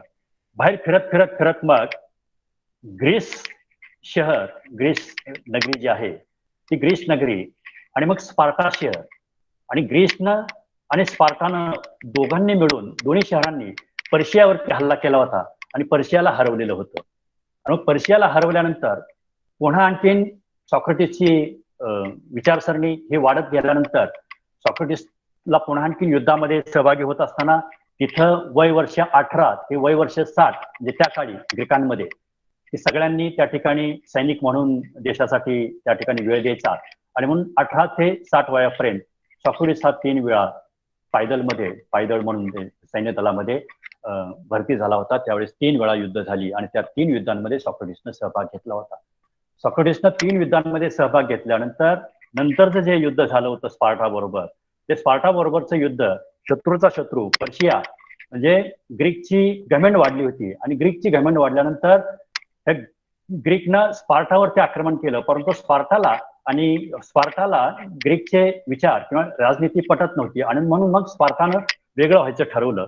मग स्पार्टानं पर्शियाला एकत्रित केलं आणि ग्रीकवरती आक्रमण केल्यानंतर त्या ठिकाणी ग्रीकचा पराभव झाला. आणि मग त्या पराभवाला सॉक्रेटिसला जबाबदार धरण्यात आलं. आणि पुन्हा आणखी सॉक्रेटिसला कुठं जबाबदार धरण्यात आलं तर सॉक्रेटिस हा जो आहे तो तरुणांची माथी भडकवतो आहे, तरुणांना वेगळ्या पद्धतीनं मार्गदर्शन करतो आहे आणि या आपल्या संस्कृतीच्या उलट हा सगळ्याच तरुणांना सल्ले देतो आहे. आणि मग असे सल्ले देत असताना ग्रीकांच्या संदर्भामध्ये जी अस्मिता होती ती अस्मिता त्यांची जागी झाली आणि मग सॉक्रेटिसला टार्गेट करण्यात आलं. आणि मग सॉक्रेटिसला टार्गेट करण्यात आल्यानंतर मग सॉक्रेटिस सुद्धा म्हणाला की असं मला टार्गेट करून काय उपयोग आहे, जे काय आहे ते सत्य आहे. आणि मग जे काय आहे ते सत्य तुम्हाला सगळ्यांना माहिती आहे आणि हे जे सत्य आहे ते सत्य ग्रीसलाही माहिती आहे, स्पार्टालाही माहिती आहे, तिथल्या सगळ्या नागरिकांना माहिती आहे. हे जे सत्य आहे हे सत्य सॉक्रेटिस असं म्हणतो की वरवरच्या स्वरूपाचं सत्य हे नाही तर संकल्पनात्मक स्वरूपामध्ये सत्य जे आहे ते सत्य म्हणजेच ज्ञान.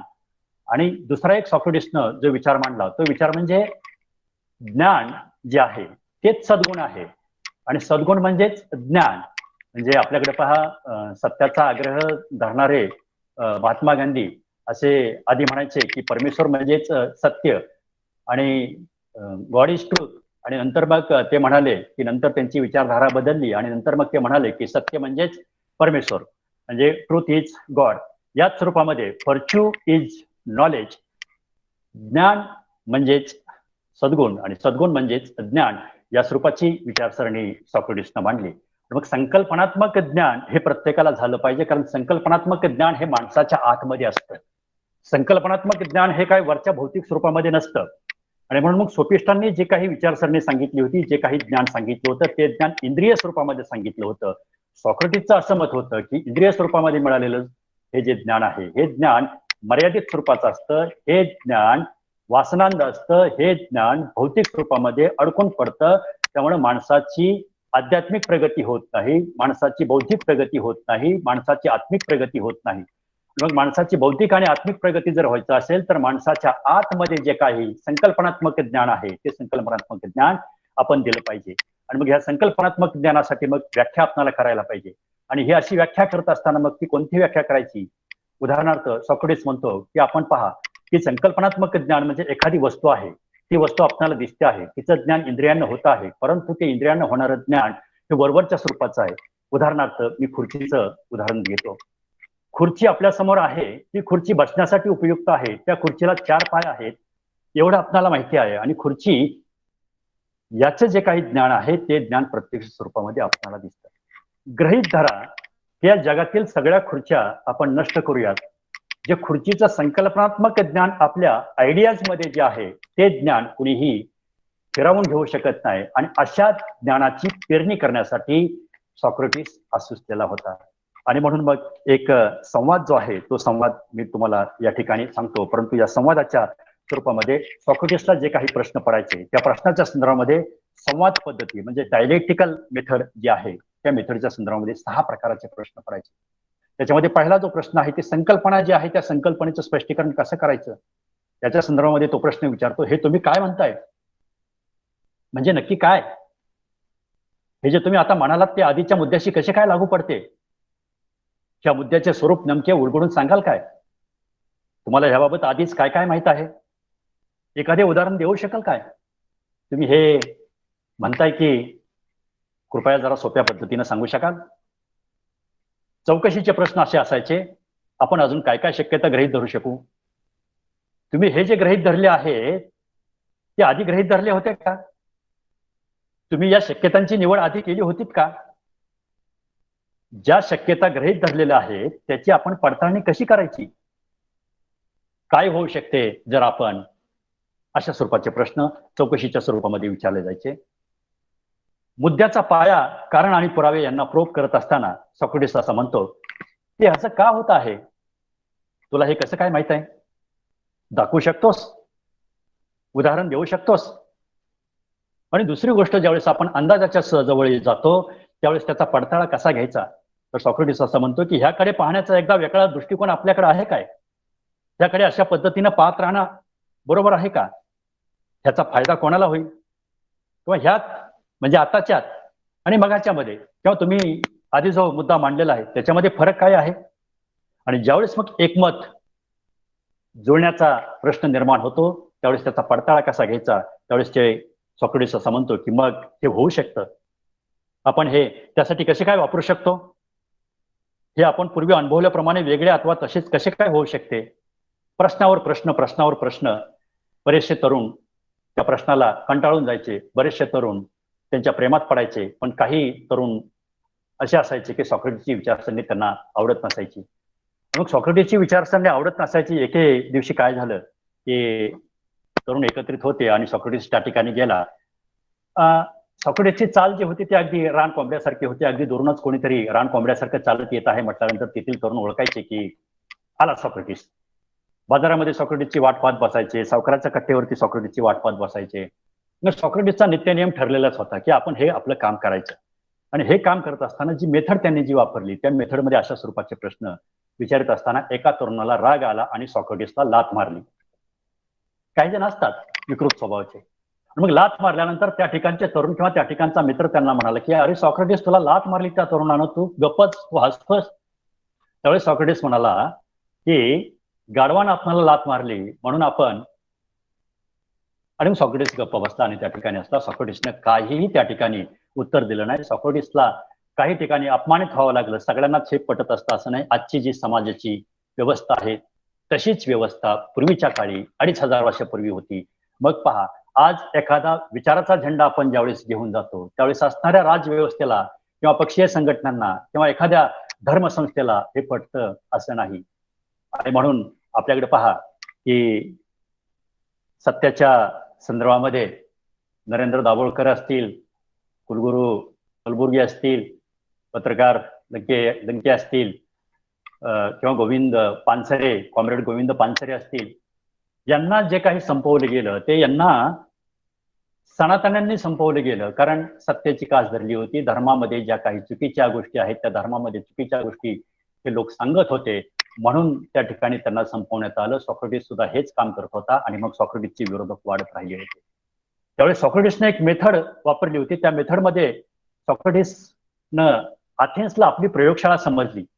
प्रश्न त्याचे अगदी साधे असायचे, सोपे असायचे, आणि हे साधे आणि सोपे प्रश्न विचारित असताना संवाद स्वरूपामध्ये प्रत्येक आत्म्याला जागा करायचं असा त्याचा प्रयत्न असायचा. आणि त्यामुळे त्यामध्ये एक युथोप्रो नावाचा एक शिष्य त्याचा आहे. त्या शिष्याबरोबर एक संवाद त्याचा आहे. तो संवाद असा आहे की युथोप्रा त्याच्या वडिलांनी काही कारणानं नोकराला ठार केलेलं होतं, आणि युथोप्राच्या वडिलांनी काही कारणानं नोकराला ठार केल्यानंतर युथोप्रा हा आपल्या वडिलांचं कृत्य हे अपवित्र आहे म्हणून वडिलांच्या विरोधात तो न्यायालयात खटला भरायला गेला.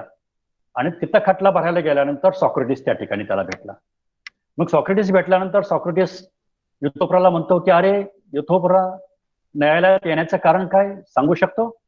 युथोप्रा म्हणतो की हो सॉक्रेटिस, मी पवित्र कामासाठी आलेलो आहे. मी पवित्र उद्देशाची पूर्ती आज करणार आहे. मग सॉक्रेटिस त्यावेळेस प्रश्न त्याला विचारतो की अरे की पवित्र म्हणजे काय रे, मला काय माहित नाही.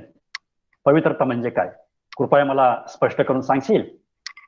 मग असं सांगितल्यानंतर युथोप्रा म्हणतो की मला वाटतं की पवित्र याचा अर्थ न्याय आणि सत्याची स्थापना आहे. तशी न्याय आणि सत्याची स्थापना व्हावी या उद्देशाने दुष्कर्म करणाऱ्या व्यक्तीवरती मी खटला भरणार आहे. आणि त्या व्यक्तीने, ज्या व्यक्तीने हत्या करून पवित्रतेचा अपमान केलेला आहे, दुष्कर्म करणारी व्यक्ती कितीही जवळची असली, मग ती माझी आई असेल किंवा माझा वडील जरी असेल, तरी मी सुद्धा त्याला कोर्टात खेचणार आहे आणि त्याच्यावरती मी खटला भरणार आहे. आणि खटला भरल्यानंतर अपवित्रतेला पवित्रतेचा न्याय मिळेल असं युथोप्रा म्हणतो. आणि मग सॉक्रेटिस त्याच वेळेस म्हणतो की आता तरी मला सांग ना तू की पवित्र म्हणजे काय. की त्यावेळेस युथोप्रा म्हणतो की पवित्र म्हणजे काय, की देवदेवतांनी केलेलं जे काय काम आहे तेच मी काम करतो. आणि देवदेवतांनी केलेलं जे काय काम आहे तेच मी काम करतो. म्हणजे देवदेवता त्या तू पाहिल्यात का, सॉक्रेटिस म्हणतो. तर युथोप्रा म्हणतो की देवदेवता मी पाहिलेलं नाहीत. आणि मग जे पाहिलेलं नाही ते खरं का मानायचं? मग जे पाहिलेलं नाही त्याच्यावरती आपण विश्वास का ठेवायचा? या ठिकाणी सत्याची पुन्हा अनुभूती आपल्याला आली पाहिजे, सत्याचा आपल्याला साक्षात्कार झाला पाहिजे. आणि म्हणून मग अशा प्रकारचे प्रश्न विचारल्यानंतर युथोप्रो गोंधळात पडतो. तो असा म्हणतो की दंतकथा सांगितलेल्या आहेत, काही कहाण्या मी ऐकलेल्या आहेत, आणि मग या कहाण्या वगैरे ऐकल्यानंतर मग चंद्राला आपण देव म्हणतो, सूर्याला आपण देव म्हणतो. अहो, चंद्राला आणि सूर्याला जर आपण देव जरी म्हणलो तरी ॲनेक्झोगोरस सारखा तत्वज्ञ अगदी 2500 वर्षापूर्वी तेव्हा म्हटला होता की सूर्य हा दगडांचा आहे आणि चंद्र हा मातीचा आहे. त्यावेळेस त्याला चॅलेंज म्हणून ग्रीक राजव्यवस्थेनं तो देश सोडायला लावलं होतं, नाहीतर मग त्या ठिकाणी त्याला मृत्यूदंडाची शिक्षा देणार होते. त्यानं देश सोडून जाण्याचं स्वीकारलं. मग या स्वरूपाचं असं जे काही ज्ञान देवदेवतांचं आहे ते खरं आहे का, असं ज्यावेळेस म्हटलं जातं त्यावेळेस त्या देवदेवतांच्या ज्ञानाच्या संदर्भामध्ये आपल्याला काही पुरावे सापडत नाहीत. आणि मग सॉक्रेटिस म्हणतो की जर आपल्याला पुरावे सापडत नसतील तर ते ज्ञान खरं का? देवदेवतांनी सुद्धा लढाया केलेल्या आहेत. त्या लढाया म्हणजे सगळंच देवांचं बरोबर असतं असं आपण म्हणायचं नाही. आणि मग युथोप्रा असं म्हणतो की अरे हे मला माहीतच नाही, आणि देवदेवता सुद्धा त्या ठिकाणी चुकलेले आहेत, देवदेवतांनी सुद्धा अनिष्ट कृत्य केलेली आहेत. आणि मग मग अशा अनिष्ट कृत्यातून ज्यावेळेस पवित्रता नावाची व्याख्या मला सांगता येत नाही, त्यावेळेस ती व्याख्या नेमकी म्हणजेच संकल्पनात्मक ज्ञान हे प्रत्येकाला झालं पाहिजे अशा प्रकारानं सॉक्रेटिस म्हणतो. मग सॉक्रेटिस ज्यावेळेस संकल्पनात्मक ज्ञानाचा विचार करतो त्यावेळेस तो म्हणतो की माणसाच्या आतमध्ये जे काही ज्ञान आहे ते ज्ञान आपणाला बाहेर काढण्यासाठी प्रयत्न केले पाहिजेत. आणि मग हे जर प्रयत्न करायचे असतील तर त्याच्यावरती एक आणि एकच उपाय आहे, तो म्हणजे प्रश्न विचारणं आणि त्याची उत्तरं शोधणं. आणि मग हे प्रश्न विचारित असताना जे प्रश्न आहेत ते प्रश्न सोफिस्ट विचारसरणीमध्ये जे विचारले गेले ते प्रश्न, त्याच्यापेक्षा वेगळे प्रश्न सॉक्रेटिसने विचारले. त्या प्रश्नांमध्ये नैतिकता होती. नीती म्हणजे काय, न्याय म्हणजे काय, सत्य म्हणजे काय. आणि मग त्यातूनच सॉक्रेटिसनं सद्गुण सांगितला. सॉक्रेटिस असं म्हणतो की सद्गुण जो आहे तो प्रत्येक माणसाच्या आत्म्यामध्ये असतो आणि बुद्धीनं तो व्यापक करायचा असतो. सद्गुणाच्या कुठं आपणाला पुस्तकातून शिकता येत नाही, सद्गुण कुठं आपल्याला ट्युशन लावून वाढवता येत नाही, तर सद्गुण कुठं जर आपल्याला जर वाढवायचा असेल तर आपल्या आत्म्याचा विकास करायला पाहिजे. पण हा सद्गुण वाढवत असताना रूढी परंपरेनं किंवा नीतिमत्तेने जे काही चालत आलेले, रूढी परंपरेनं आलेले जे काही रीतिरिवाज वगैरे जे असतील त्याच्यामध्ये नीती असते का? जर नीती रूढी परंपरेनं चालत आलेली आपण जर गृहीत धरली तर आजपर्यंत असणारी जी काही कृत्य आहेत ती कृत्य सगळीच आपण सत्य मानायची का? किंवा सगळ्याच रूढी आणि परंपरा आपण स्वीकारायच्या का? तर सॉक्रेटिस म्हणतो की हे स्वीकारायचं नाही. 2500 वर्षापूर्वी त्याने सांगितलेलं आहे की फॉर एक्झाम्पल गुलामगिरी ही जी आहे ही गुलामगिरी अगदी तिथल्या राज्यव्यवस्थेमध्ये अगदी सुरुवातीपासून सांगितलेली होती. आणि ही जी गुलामगिरी परंपरेनं रूढी परंपरेनं चालत आलेली होती, म्हणून आजही लोकांना आपण गुलामगिरीनं वागवायचं का? तर हे नीतीमध्ये बसत नाही, हे न्यायामध्ये बसत नाही.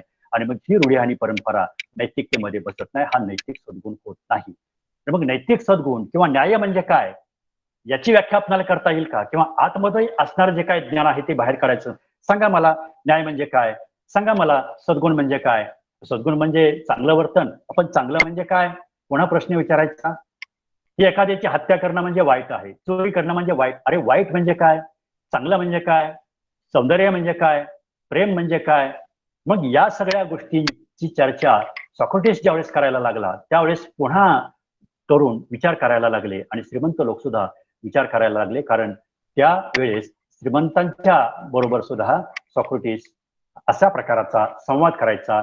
सॉक्रेटिसची एवढी ख्याती वाढली होती की सॉक्रेटिसच्या घरी लोक येऊ लागले आणि सॉक्रेटिसच्या घरी लोक येऊ लागले. सॉक्रेटिस श्रीमंतांच्या घरी येऊ लागला आणि सॉक्रेटिसची एकच म्हणजे ती ज्ञानाची पेटती मशाल आपण आता तेवत ठेवायची आणि ग्रीक देश जो आहे तो शहाणा करायचा.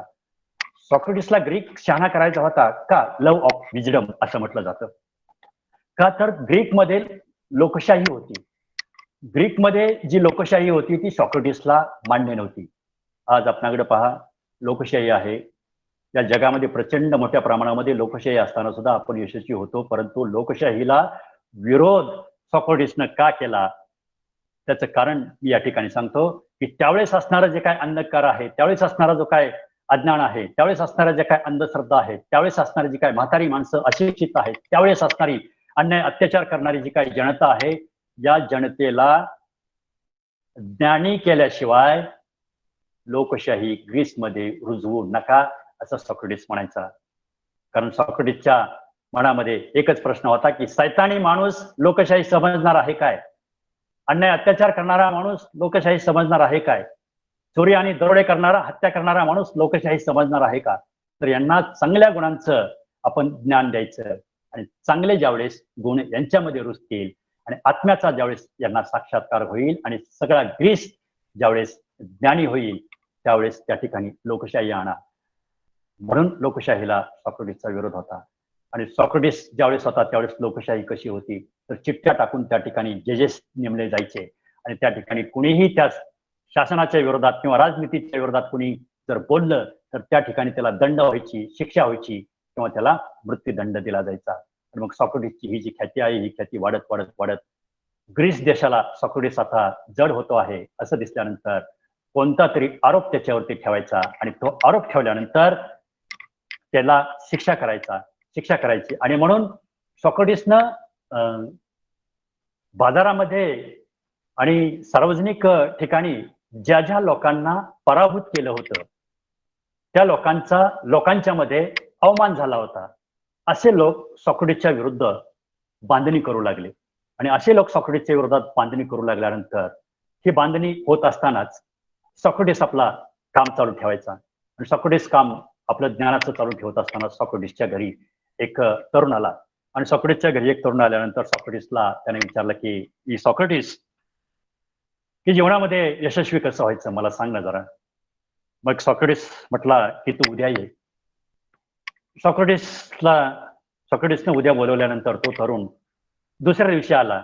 सॉक्रेटिस म्हटला की तू उद्या ये, की त्याची परीक्षा पाहायची होती. पूर्वीच्या काळी शिष्य किती तयार आहे याला महत्व होतं आणि म्हणून अशा प्रकारानं पुन्हा बोलवलं जायचं. सॉक्रेटिस दुसऱ्या दिवशी त्या तरुणाला बोलवलं, तिसऱ्या दिवशी बोलवलं, चौथ्या दिवशी बोलवलं. तो तरुण आला आणि एके दिवशी कंटाळून तो तरुण सॉक्रेटिसच्या अंगणामध्ये बसला आणि सॉक्रेटिस रात्रीचं ज्यावेळेस त्या तरुणाला पाहतो त्यावेळेस तो अंगणामध्ये तरुण असतो. सॉक्रेटिसने त्या तरुणाला बोलवलं आणि सांगितलं की तू उद्या सकाळी ये, मी तुला सांगतो की जीवनामध्ये यशस्वी कसं व्हायचं. तो तरुण सांगितल्याप्रमाणे सकाळी आला आणि सॉक्रेटिस आणि तो तरुण, सॉक्रेटिस मग नदी किनारी त्याला घेऊन गेला. जात जात गप्पा वगैरे केल्या, परंतु गप्पा यशस्वीतेच्या नव्हत्या. यशस्वीतेच्या गप्पा त्याला तर खरं नदी किनारी सांगायच्या होत्या. आणि मग नदी किनारी गेल्यानंतर सॉक्रेटिस म्हणाला, तुला पोहायला येतं का? तो तरुण म्हणाला, हो मला येतो पोहायला. जा तू पोहायला, मी तुझ्या बरोबर येतो. तो तरुण नदीमध्ये पोहायला गेला आणि नदीमध्ये पोहायला गेल्यानंतर सॉक्रेटिस सुद्धा त्याच्या पाठोपाठ गेला आणि त्या तरुणाच्या जवळ सॉक्रेटिस गेल्यानंतर सॉक्रेटिसने त्याचा गळा दाबला आणि पाण्यामध्ये त्याला दाबलं गेलं. पाण्यामध्ये दाबल्यानंतर नाकामध्ये पाणी गेलं. श्वास घ्यायला त्याला उसळ मिळेना. तो हालचाल करू लागला, एवढी हालचाल करू लागला की सॉक्रेटिसला वाटलं की आता ह्याचा जीव जातोय, आपण हात काढावा. आणि सॉक्रेटिसनं हात बाजूला काढला. तो वरती आला आणि सॉक्रेटिस नदी किनारी आला. तोही नदी किनारी आला. नदी किनारी आल्यानंतर सॉक्रेटिसने विचारलं, यशस्वीतेचा मूलमंत्र तुला मी आता सांगतो. हे पहा, तू पोहत असताना तुला मी ज्यावेळेस हात पाण्यामध्ये दाबलं होतं त्यावेळेस त्या प्रसंगाची आठवण कर. त्या प्रसंगाला तुला काय हवं होतं? तो तरुण म्हणाला की सॉक्रेटिस, मी एवढा प्रयत्न करत होतो की मला श्वास घेण्यासाठी हवा कशी मिळेल आणि ती हवा मी शोधत होतो आणि त्यासाठी मी प्रयत्न करत होतो. आणि हा प्रयत्न करत असताना तुम्ही माझ्या मानेवरील हात काढला आणि मला श्वास घेता आला आणि मला बरं वाटलं. सॉक्रेटिस म्हटला की ज्या वेळेस श्वास घेण्याचा प्रयत्न तू करत होता असाच प्रयत्न आयुष्यामध्ये नेहमी करत जा, तुला जीवनामध्ये यश मिळेल. या स्वरूपाची सॉक्रेटिसची यशस्वी होण्याची जी कहाणी आहे ती तरुणांच्या पर्यंत पोहोचली. सॉक्रेटिस हा एवढा कुरूप होता की त्याला एक वेड होतं पहा, की नेहमी आरशात पाहायचं. आणि सॉक्रेटिस आरशात पाहत असताना एक शिष्य आला. रोज तो आरशात पाहायचा, तासन तास आरशात पाहत राहायचा. एक तरुण आला आणि सॉक्रेटिस आपला जो गुरु आहे तो आरशात पाहतो आहे म्हटल्यावरती त्याला हसू आलं. का हसू आलं तर अरे एवढा हा कुरूप माणूस आणि हा आरशामध्ये पाहतो आहे, काय याला याचं सौंदर्य दिसणार आहे.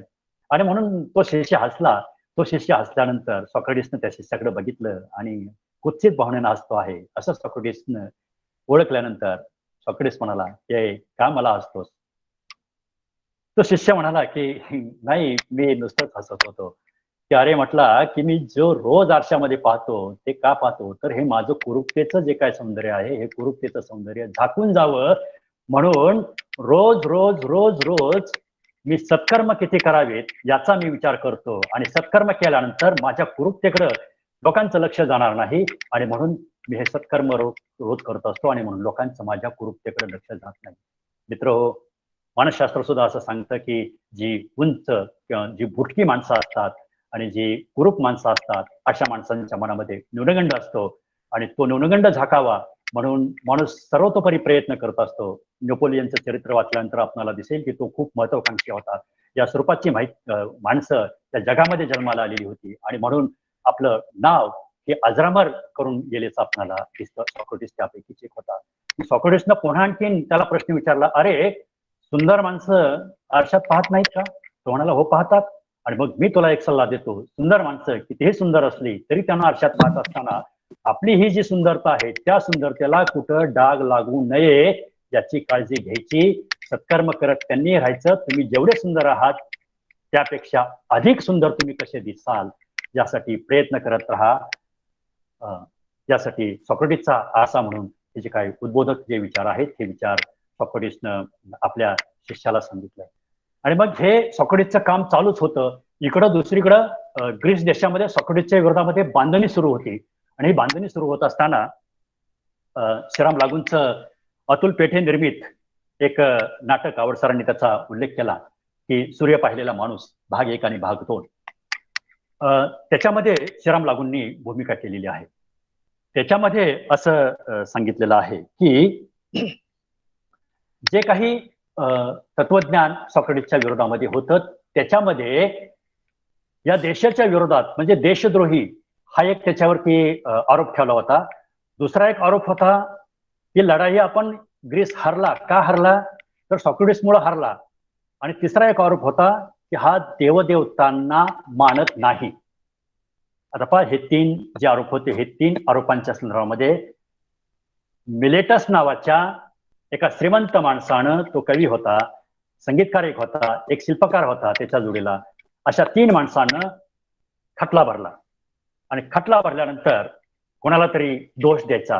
हा सत्यानं वागणारा माणूस ज्ञानाची निर्मिती करत होता, ज्ञानाची पेरणी करत होता, आणि मग याला कसं संपवायचं, याला कसं हरवायचं म्हणून खटला भरला गेला. मग खटला भरल्यानंतर त्या ठिकाणी 500 ज्युरी होते, 500 न्यायाधीश होते. मग 500 न्यायाधीशांच्या समोर हा खटला सुरू झाला. आणि खटला सुरू होत असताना त्या काळी नियम होता की 3 तास त्या ठिकाणी होते. 3 तास या आरोपीच्या बाजूनं 3 तास आणि एक फिर्यादीच्या बाजूनं 3 तास. त्या ठिकाणी पोलीस यंत्रणा वगैरे काही नव्हती, त्यासारखे आता ज्यासारखे काही वकील वगैरे काही नव्हते. न्यायी संकल्पना आज जी होती तशी न्यायी संकल्पना पूर्वीच्या काळी नव्हती. ज्युरी आणि ज्यांनी खटला भरलेला आहे ते लोक. आणि मग सुरुवातीला खटला ज्यांनी भरलेला आहे त्यांचं मत मांडण्यात आलं. त्यांचं मत मांडल्यानंतर 180 मिनिटं झाल्यानंतर ते एक पाण्याचं घड्याळ असायचं, एका भांड्यातून दुसऱ्या भांड्यात पाणी पडत राहायचं. एक 180 मिनिटं झाल्यानंतर त्या 3 तासाच्या कालावधीमध्ये याला दुसऱ्या बाजूला सुद्धा सॉक्रेटिसला मत मांडायला लावलं. आणि सॉक्रेटिसला मत मांडायला लावल्यानंतर सॉक्रेटिस म्हटला की मी आता काय मत मांडणार, माझ्या विरोधात पूर्ण देशामध्ये या मिलेटस आणि या दोघांनी आणि आणखी काही त्यांच्या हितचिंतकांनी पेरणी केलेली आहे की सॉक्रेटिस कसा वाईट आहे, परंतु पूर्ण ग्रीस देशाला माहिती आहे की सॉक्रेटिस कसा आहे. तसं जर मतदान जर झालं असतं, म्हणजे सगळ्याच लोकांना जर मतदानाचा अधिकार जर दिला असता तर सॉक्रेटिस त्या ठिकाणी जिंकला असता. परंतु ग्रीसमध्ये अशी पद्धत होती की वय वर्ष 30 असेल आणि ज्याचं चारित्र्य शुद्ध असेल त्यांनी केलेले नियम होते. वय वर्ष 30 असेल आणि ज्याचं चारित्र्य शुद्ध असेल अशालाच वोटिंग करण्याचा अधिकार होता. आणि मग त्याच्यामध्ये प्लेटो सुद्धा वोटिंग करू शकला नाही. आणि मग त्याचे जवळचे सगळे शिष्य त्या ठिकाणी खटल्यामध्ये आर्ग्युमेंट्स करत असताना तिथं होते. सॉक्रेटिसनं जे काही आर्ग्युमेंट्स केले ते आर्ग्युमेंट्स सगळे मिलेटस आणि त्याचे दोन्ही मित्र हरलेले होते. पण तरी सुद्धा सॉक्रेटिस म्हणाला की जज साहेब, मी कसा आहे हे तुम्हाला माहिती आहे, मी कसा आहे हे संपूर्ण देशाला माहिती आहे, परंतु तरी सुद्धा ज्या अर्थी ज्युरिशींनी वोटिंग केलेलं आहे त्या अर्थी 280 मतदान हे माझ्या विरोधात गेलेलं आहे आणि 220 मतदान माझ्या बाजूने आलेलं आहे. मी कायदा मानतो. सॉक्रेटिस असं म्हणतो की मी ज्या गावामध्ये राहतो, मी ज्या नगरामध्ये राहतो, त्या नगराचे कायदे आणि कानून मला पाळले पाहिजेत. कायदे हे आई वडिलांसारखे असतात आणि कायद्यांचा अपमान केला म्हणजे आई वडिलांचा अपमान केला, आई वडिलांचा आशीर्वाद मला मिळतो, तसाच कायद्यांचं सुद्धा पालन करणं हे मी माझं कर्तव्य समजतो, कारण मी अथेन्सचा नागरिक आहे. मी खटला हा हरलेलो आहे, मला पाहिजे ती शिक्षा द्या. त्या ठिकाणी न्यायाधीशांनी शिक्षा दिली. न्यायाधीशांना सवलत दिली होती. त्याला काय सवलत दिली होती की सॉक्रेटिस तू दंड भरू शकतोस. दंड भरत असताना मिनो नावाचा एक त्याचा शिष्य होता, तो खूप श्रीमंत होता. प्लेटो सुद्धा चांगल्या घरातला होता आणि प्लेटो आणि मिनो या दोघांनी तयारी केली होती की दंडाची रक्कम जमा करायची, परंतु सॉक्रेटिसला ते मान्य नव्हतं. कारण दंडाची रक्कम जर आपण भरली तर आपण सत्यापासून बाजूला गेल्याचं सगळ्या ग्रीसमध्ये आणि सगळ्या जगाला हा संदेश जाईल. सत्य जे काही आहे ते सत्य मी तुमच्या समोर मांडलेलं आहे. मी सत्यापासून अजिबात हटणार नाही. मी सत्याला स्वीकारलेला आहे, कारण माझा आतला आवाज इनर व्हॉइस जो काय आहे तो इनर व्हॉइस मला सांगतो आहे की तू अजिबात दंड भरू नको. इनर व्हॉइस मला सांगतो आहे, आतला आवाज मला सांगतो आहे की तू ग्रीस देश सोडून दुसऱ्या देशामध्ये जाऊ नको. मला आतला आवाज सांगतो आहे की तू तिसरी एक त्याच्यामध्ये कंडिशन टाकली होती ज्युरींनी की तू फिलॉसॉफी सोडून दे. मग सॉक्रेटिस म्हणाला मी फिलॉसॉफी सोडून देणार नाही, कारण मी जर फिलॉसॉफी जर सोडली तर मी ज्ञानापासून वंचित राहील. मी अज्ञानामध्ये आणि अंधश्रद्धा आणि अन्याय अत्याचारामध्ये या सगळ्या लोकांच्या मध्ये मी पुन्हा राहू काय. माझं जे सत्य आहे ते सत्य मी तुमच्या समोर मांडलेलं आहे. मी सत्यापासून अजिबात हटणार नाही. मी जर दंड भरला तर वेगळा मेसेज जाईल आणि मी जरी ग्रीस देश सोडून गेलो तरी सुद्धा वेगळा मेसेज जाईल. मला तुम्ही जे शिक्षा सुनावलेली आहे ती शिक्षा मी भोगायला तयार आहे. त्या ठिकाणी ज्युरींनी शिक्षा त्याला सांगितली की तुला मृत्यूदंड म्हटल्यानंतर ग्रीसमध्ये काही धार्मिक कार्यक्रम होते म्हणून ती शिक्षा जरा पुढे गेली. ती शिक्षा त्याला कैद करण्यात आलं, परंतु मृत्यूदंडाची जी शिक्षा होती ती शिक्षा 3 आठवडे 1 महिना पुढे गेली आणि मग तो दिवस उजाडला. अखेरीस तो दिवस उजाडला. तो दिवस उजाडल्यानंतर जाणटीपी त्याला भेटायला गेलेली होती. एक लहान तिसरा मुलगा तिच्या कडेवरती होता. जाणटीपी रडायला लागली की आता सॉक्रेटिसला आता मृत्यूदंड होणार आहे. तिथला जेलर जो आहे, तिथले अधिकारी जे आहेत ते सुद्धा हळहळले की आतापर्यंत एवढे या जेलमध्ये माणसं कैद झालेली होती. त्या सॉक्रेटिस सारखा पहिलाच माणूस आम्ही बघतोय की अजिबात तो घाबरत नाही. भेटायला आलेल्या माणसांना तो अगदी चांगल्या पद्धतीने उपदेश करतो. तो घाबरू नका सांगतो, रडू नका सांगतो. हा कसला माणूस आहे? जेलरला सुद्धा त्या ठिकाणी सॉक्रेटिसचं कौतुक वाटलं. मग जाणटीपी रडायला लागल्यानंतर जाणटीपीला त्यानं सांगितलं की तू घरी जा आणि तू या 3 मुलांचा संसार व्यवस्थितपणे कर. शिष्यांना सुद्धा सांगितलं की तुम्ही अजिबात रडायचं नाही. आणि मग तो दिवस उजाडला. तो दिवस उजाडल्यानंतर सूर्यास्ताच्या वेळेस विष अनेकांना दिलं होतं. सूर्यास्ताची वेळ जवळ आली. सूर्यास्ताची वेळ जवळ आल्यानंतर सॉक्रेटिसला सुद्धा आता विष दिलं जाईल. जेलरनं विष तयार केलं होतं. हेमलॉक नावाचं विष होतं. पूर्वी सगळ्यांनाच ते हेमलॉक नावाचं विष दिलं जायचं. सॉक्रेटिसला सुद्धा हेमलॉक नावाचं विष तयार केलं गेलं. जेलरनं ते विष आणलं, पण ते विष आणायच्या आधी सॉक्रेटिस म्हणाला की मला आंघोळ करून येऊ द्यात. सॉक्रेटिसला आंघोळ करण्याची परवानगी दिली. मिनो नावाचा शिष्य त्या ठिकाणी होता. आणखीन 2-3 शिष्य त्या ठिकाणी उपस्थित होते. सॉक्रेटिस आंघोळ करून आला आणि शांतपणे बसला. टिकून बसल्यानंतर जेलरनं सांगितलं की मी हेमलॉक नावाचं जे विष देणार आहे ते विष घेतल्यानंतर तुला खूप वेदना होतील. वेदनेनं विव्हळशील, आरडाओरडा करशील, खूप वेदना होतील आणि त्या वेदनानं तू तडफडून मरशील. तर त्याच्या आधी तू मनाची तयारी केलेली आहे का? सॉक्रेटिसच्या चेहऱ्यावरती कसलाही मृत्यूची भय नव्हती. मृत्यूला तो आनंदानं सामोरं जाणार होता आणि म्हणून मिनोला तो म्हणतो की अजिबात रडायचं नाही. पण तरी सुद्धा तो आंघोळ करून आल्यानंतर एका शिष्याला हुंदका एवढा फुटला की त्याला रडू आलं आणि त्याला रडू आल्यानंतर तिथलं वातावरण गंभीर झालं. आणि मग त्या शिष्याला सांगितलं की तुम्ही अजिबात रडायचं नाही. माझा जो आत्मा आहे तो आत्मा आता परमात्म्यात विलीन होणार आहे. कारण सॉक्रेटिस ईश्वर म्हणायचा.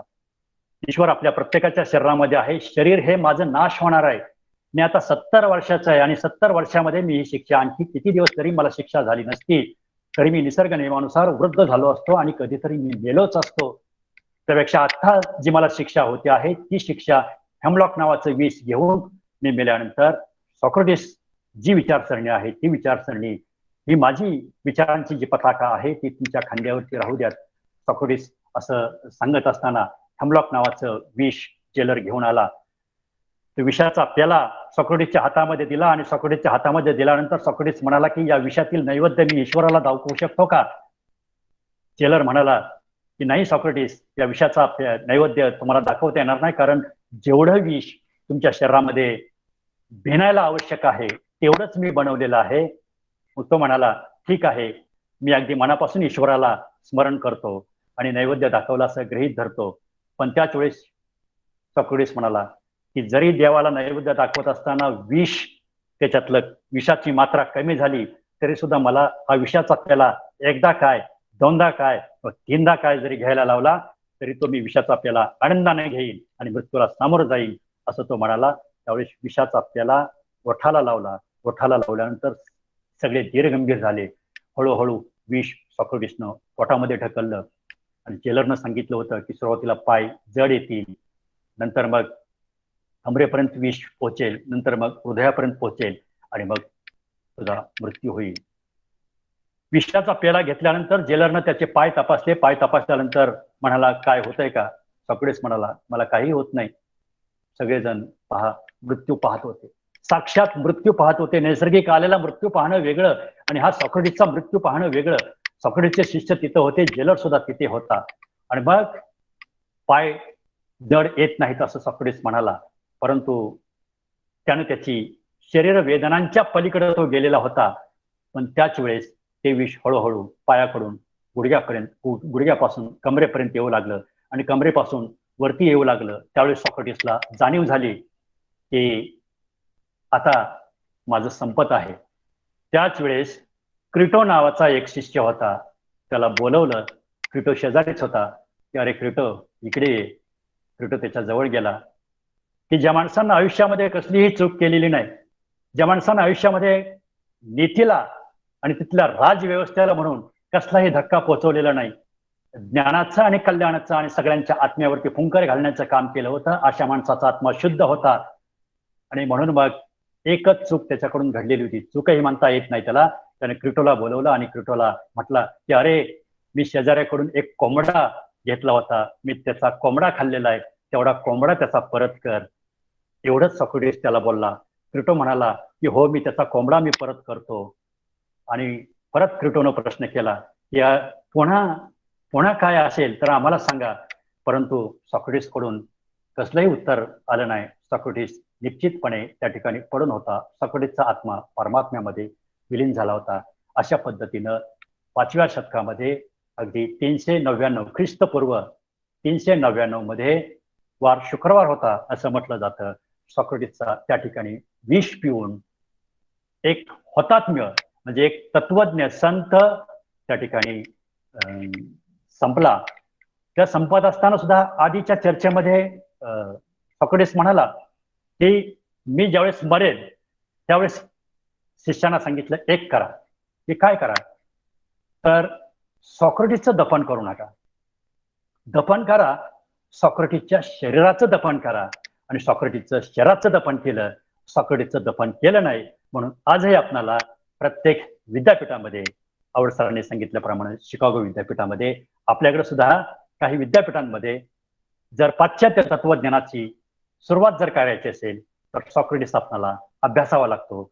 सॉक्रेटिस अभ्यासल्याशिवाय प्लेटो नाही, प्लेटो अभ्यासल्याशिवाय अरिस्टॉटल नाही. आणि ती जी परंपरा जी आहे मित्र हो, आज कुठलंही शास्त्र घ्या तर कुठल्याही शास्त्रामध्ये अरिस्टॉटल आपल्याला दिसतो, प्लेटो आपल्याला दिसतो, परंतु सॉक्रेटिसने काही लिहून ठेवलं नसल्यामुळं प्लेटोच्या डायलॉग्स मधून मग ॲपॉलॉजी असो, फिडो असो, क्रिटो असो, निनो असो, या सगळ्या डायलॉग्स मधून हा सॉक्रेटिस उलगडत जातो. आणि सॉक्रेटिस जेवढा उलगडला आणि जेवढा मला आकलन झाला तेवढा मी आपल्या समोर सादर केलेला आहे. मित्र हो, काही त्रुटी असतील त्या माझ्या असतील आणि सगळं ज्ञानात्मक प्रबोधनात्मक जे काय असेल ते आपण या व्याख्यानमालेच्या संदर्भामध्ये यावं. आवड सरांनी मला एक चांगली संधी दिली त्याबद्दल आवड सर मी आपले पुनश्च धन्यवाद मानतो, आभार मानतो. आणि अशीच व्याख्यानमाला पुन्हा आणखीन आपल्या कल्पनेतील, कारण आपल्याकडे कल्पना खूप आहेत, महापुरुषांची विचारधारा असेल किंवा महात्मा गांधींचं आपण अध्यासन आपण सुरू केलेलं होतं त्या संदर्भामध्ये असेल, त्या सगळ्या गोष्टीतून एक नवीन इनोव्हेटिव्ह ऍक्टिव्हिटीज ज्याला आपण म्हणतो, त्या इनोव्हेटिव्ह ऍक्टिव्हिटीज आपले महाविद्यालयाचे माजी प्राचार्य डॉक्टर आबासाहेब देशमुख यांच्यापासून जी परंपरा त्यांनी सुरू केलेली आहे, आपल्याला प्रत्येक ठिकाणी ते मार्गदर्शन करत राहायचे, पाठीमागं उभं राहायचे, आपल्याला सल्ला द्यायचे. त्या सल्ल्यातून आजचेही प्राचार्य, प्रभारी प्राचार्य डॉक्टर दत्तात्रय बागडे सर हेही आपल्या पाठीमागे उभं राहिलेले आहेत. त्यामुळेच ही व्याख्यान मला आज यशस्वी होते आहे. मित्र हो, मी आज या ठिकाणी थांबतो. धन्यवाद. धन्यवाद सर. सृष्टीच्या निर्मितीच्या सिद्धांतापासून ते लोकशाहीमध्ये केवळ कायदे असून चालत नाही तर कायदे पाळणारे नैतिक असावे लागतात, हा राजकारणातल्या नैतिकतेचा मापदंड आपण सॉक्रेटिसचं चरित्र मांडताना अतिशय विलोभनीय आणि सुंदररित्या मांडला. तर विश्व निर्मितीच्या संकल्पनेमध्ये अनेक विचारवंतांचे विविध विचार आपल्या वाणीतून आपण असं सुश्राव्य पद्धतीनं स्पष्ट केलेले आहेत. मग सोफिस्टांचा विचार असेल, गॅलिलिओचा विचार असेल, हे सगळं मांडताना म्हणजे खरं तर मला या ठिकाणी काही गोष्टी मांडाव्या वाटतात की आपलं व्याख्यान ऐकत असताना मधी रविराज ढवाळे यांनी एक कमेंट पण केलेली आहे की मला शिवाजीराव भोसले सर सातत्यानं या ठिकाणी आपल्या मांडणीतून दिसत होते. केवळ शिवाजीराव भोसले सरच नाही तर मला राम शेवाळकर सर जाणवले, धरण कुरुंकर सरांचा मला त्या ठिकाणी विद्वत्ता जाणवली आणि सुरेश द्वादशीवार, गिरीश कुबेर यांच्या सुद्धा संकल्पनेतील एक मांडणी सविस्तररित्या आपण या ठिकाणी केलेली आहे. समारोपाकडे जाताना आजच्या व्याख्यानाच्या संदर्भात सहभागींना काही आपली मतं मांडायची असतील तर त्यांनी आपली मतं व्यक्त करावीत आणि त्यानंतर मग आभार प्रदर्शन होईल. काही 2 सूचना आहेत, त्या सूचना सांगून आजचे व्याख्यान संपन्न होईल. कुणाला आपल्या या व्याख्यानाबद्दल मतं व्यक्त करायची असतील तर व्यक्त करू शकता. हॅलो हॅलो सर बोला. प्रथमतः शंकरराव मोहिते महाविद्यालयाचे मी प्रथमतः आभार मानतो. आणि गेले 7 दिवस आपण जे हा व्याख्यानाचा जागर मांडलेला आहे. त्याच्यामध्ये आम्हा सर्वांना सहभागी होता आलं त्याबद्दल शंकरराव मोहिते महाविद्यालयाचे प्राचार्य, त्यांचा सर्व प्राध्यापक वर्ग, माजी प्राचार्य आदरणीय देशमुख सर आणि आजचं जे व्याख्यान ऐकायला मिळालं ते मुळीक सरांकडे पाहिल्यानंतर ते एवढे मोठे वक्ते असतील हे आजपर्यंत बऱ्याच वेळा मुळीक सरांची संपर्क यायचा, परंतु मुळीक सर हे थोडकच आणि मोजकच बोलतात, परंतु वक्ते म्हणून आज पहिल्यांदाच मुळीक सरांना आम्हाला ऐकता आलं. आजपर्यंत सुर्वे सरांना किंवा सूर्यवंशी सरांना किंवा वाघमारे सर, आवड सर असे बरेच वक्ते शंकरराव मोहिते महाविद्यालयाचे आम्ही पाहिलेले आहेत आणि त्यांचे तास देखील आम्ही विद्यार्थी म्हणून अटेंड केलेले आहेत. आणि ज्यावेळेस कॉलेजला आम्ही यायचो त्यावेळेस अशा ठराविक प्राध्यापक वर्गांच्या तासाला आवर्जून आम्ही बसायचो आणि खरोखरच परत एकदा या सर्व प्राध्यापक वर्गांना ऐकायची संधी आम्हाला मिळाली. त्याबद्दल हा जो व्याख्यानमाला आपण सर्वांनी मिळून आयोजित केली त्याबद्दल या व्याख्यानमालेचे सर्व समन्वयक, शंकरराव मोहिते महाविद्यालयाचे प्राचार्य, माजी प्राचार्य या सर्वांचं मी आभार मानतो आणि ही व्याख्यानमाला अतिशय सुंदररित्या पार पडली असं मी माझं वैयक्तिक मत व्यक्त करतो. धन्यवाद बनकर सर. बनकर सर ही स्वतः चांगले वक्ते आहेत, पण श्रोते म्हणून गेली 7 दिवस ते सहभागी होते. आणखीन कुणाला आपलं मत व्यक्त करायचं?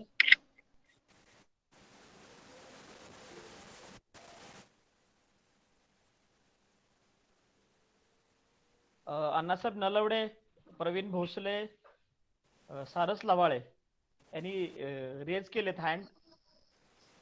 सर, आपण जे आज जो एक क्लिष्ट विषय घेऊन त्याची अतिशय सोप्या पद्धतीत मांडणी करून आमच्यापर्यंत जो ज्या पद्धतीने विषय पोहोचवला त्याबद्दल सर आपले आभार. आणि आपल्या महाविद्यालयाचे सुद्धा म्हणजेच Avhad sir, Bagade sir, Deshmukh sir आणि इतर सर्व प्राध्यापकांनी ज्यांनी आम्हाला एक 7 दिवस व्याख्याने वेगवेगळ्या विषयावर व्याख्याने देऊन आमच्या ज्ञानात काही भर पाडली त्याबद्दल मी सर्वांचे आभार मानतो आणि इथं सांगतो. Hello Awad sir. सर बोला. सर बोला. मी बोलतो. मुळीक सरांचं भाषण ऐकताना तुम्ही मगाशी बोललं ते माझ्या सुरुवातीपासून मनात होतं की शिवाजीराव भोसले बोलतायत की काय. तो शैली, तो टोन, ते ज्ञानाचा जो अभ्यास आहे तो मला जाणवला आणि मला खरोखर आनंद झालेला आहे की आपल्या महाविद्यालयामध्ये अनेक हिरे आहेत, ते आज दिसायला बाहेर सगळे, त्याला पैलू पडलेले आहेत आणि मला वाटतं की ते आज सगळीकडं त्यांचं ज्ञानाचा असं ते उमटत, विद्यापीठामध्ये असेल किंवा अन्य क्षेत्रामध्ये असेल. आपले अनेक प्राध्यापक आहेत.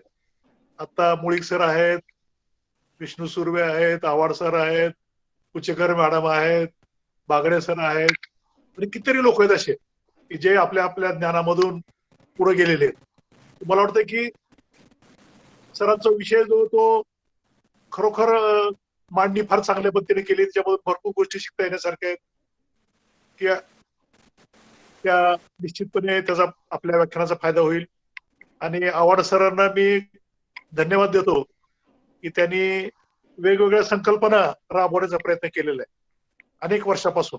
काहीतरी नवीन नवीन, मी नेहमी म्हणतो की तेच ते करायचं नाही, आपल्याला काहीतरी नवीन करायचं माझ्या डोक्यात असायचं. आणि मला वाटतं की ते आव्हाड सरांनी माझं जे स्वप्न आहे त्याच्या पुढे गेलेले ते, म्हणजे माझ्या ज्या अपेक्षा त्याच्या पुढे फार त्यांची झेप आहे. आव्हाड सरांची प्रगती फार मोठी होणार आहे असं मला वाटतंय की. आणि मुळीक सरांचं सुद्धा भाषण मी पहिल्यांदाच ऐकलं एवढं मोठं म्हणजे भाषण, म्हणजे मी अगोदरपर्यंत कधी ऐकलं नव्हतं की त्यांचं भाषण असं. पण आज त्यांचं भाषण ऐकलं तर अगदी त्याला जे म्हणतो ना की एखादा मॅच्युरिटी आलेला मनुष्य असतो, एखादा पिकलेला आंबा कसा असतो चवदार, तसं मला वाटतं की ते भाषण आवडलेलं आहे. कारण जे मुळीक सर मी 1995 ला पाहिले आणि आजचे मुळीक सर यामध्ये जमीन आसमानचा फरक झालेला मला जाणवलाय. मला खरोखर आनंद झालेला आहे की आपले अनेक चांगले चांगले वक्ते आपल्या महाविद्यालयामध्ये तयार होत आहेत. मला वाटतं की हीच परंपरा पुढे चालू राहावी अशा प्रकारची अपेक्षा व्यक्त करतो आणि आपल्या शुभेच्छा देतो, मुळीक सरांना शुभेच्छा देतो आणि आव्हाड सरांना शुभेच्छा देतो. अशा नवीन नवीन संकल्पना मांडाव्यात, नवीन नवीन उपक्रम राबवावेत, ज्याचा उपयोग सगळ्या लोकांना, समाजाला होईल, विद्यार्थ्याला होईल, आपल्या प्राध्यापकाला होईल, संस्थेला होईल, अशा प्रकारची भूमिका आपण इथं ठेवलेली आहे. तर मला खरोखर आनंद झालेला आहे. मी जरी सेवानिवृत्त झाला असलो तरी मी आपला घटक आहे. मी दररोज आपली भाषणं ऐकलेली आहेत. काही एका दुसऱ्या दिवशी मला ते काही लिंक मला माहित नसल्यामुळं किंवा काही असल्यामुळे एखादं बुडलं असेल माझं, बहुतेक 5-6 व्याख्यानं मी चांगली ऐकली. तर एक चांगला उपक्रम आपण या कोविडच्या काळामध्ये राबवला, त्याबद्दल मी परत एक वेळ सर्वांचं मी मनपूर्वक आभार मानतो आणि मला या ठिकाणी बोलण्याची संधी दिली त्याबद्दल मी आपला आभारी आहे. धन्यवाद. शिवाजीराव भोसले सरांना एक दिवशी प्रश्न केला होता की तुम्ही तत्वज्ञानाच्या संदर्भामध्ये, कदाचित मुळीक सर याच्यावर चांगली त्यांना माहिती आहे, सुर्वे सरांना पण माहिती आहे, की तुम्ही एवढे हुशार आणि विद्वत्ता प्रचूर कसे झाले. मी पण ऐकलेला किस्सा आहे, दंतकथाही असू शकते. पण त्यावेळेस शिवाजीराव भोसले सरांनी एक वाक्य त्या सांगितलेलं होतं की गदी माडगुळकरांचं गाव त्यांच्या पलीकडच्या गावावर आहे आणि गदिमा ज्यावेळेस त्यांच्या गावावरून सातारला किंवा त्या भागात जात होते त्यावेळेस ज्या एसटीतून ते बसायचे त्या एसटीची धूळ माझ्या घरावर पडायची म्हणून माझ्यामध्ये विद्वत्ता आली, असं शिवाजीराव भोसले सरांनी सांगितलेलं होतं. आणि हाच संदर्भ मला मुळीक सरांच्या बाबतीमध्ये द्यावा वाटतो, कारण का प्राचार्य शिवाजीराव भोसले सरांचा बराचसा सानिध्याचा कालखंड हा मुळीक सरांच्या वाट्याला आलेला आहे. मुदोजी महाविद्यालयामध्ये शिक्षण घेत असताना सरांच्या बरोबरीने त्यांनी काम केलंय आणि त्याच पद्धतीची मांडणी आहे. सर धन्यवाद, आपलं प्रेरणा कायम आमच्या पाठीशी राहतील.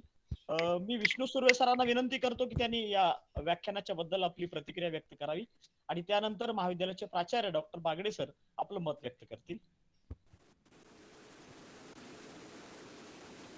आजचे वक्ते मुळीक सर यांना सुरुवातीलाच धन्यवाद देतो की अतिशय चांगल्या पद्धतीचं व्याख्यान त्यांनी इथल्या ऑनलाईन श्रोत्यांना उपलब्ध करून दिलं.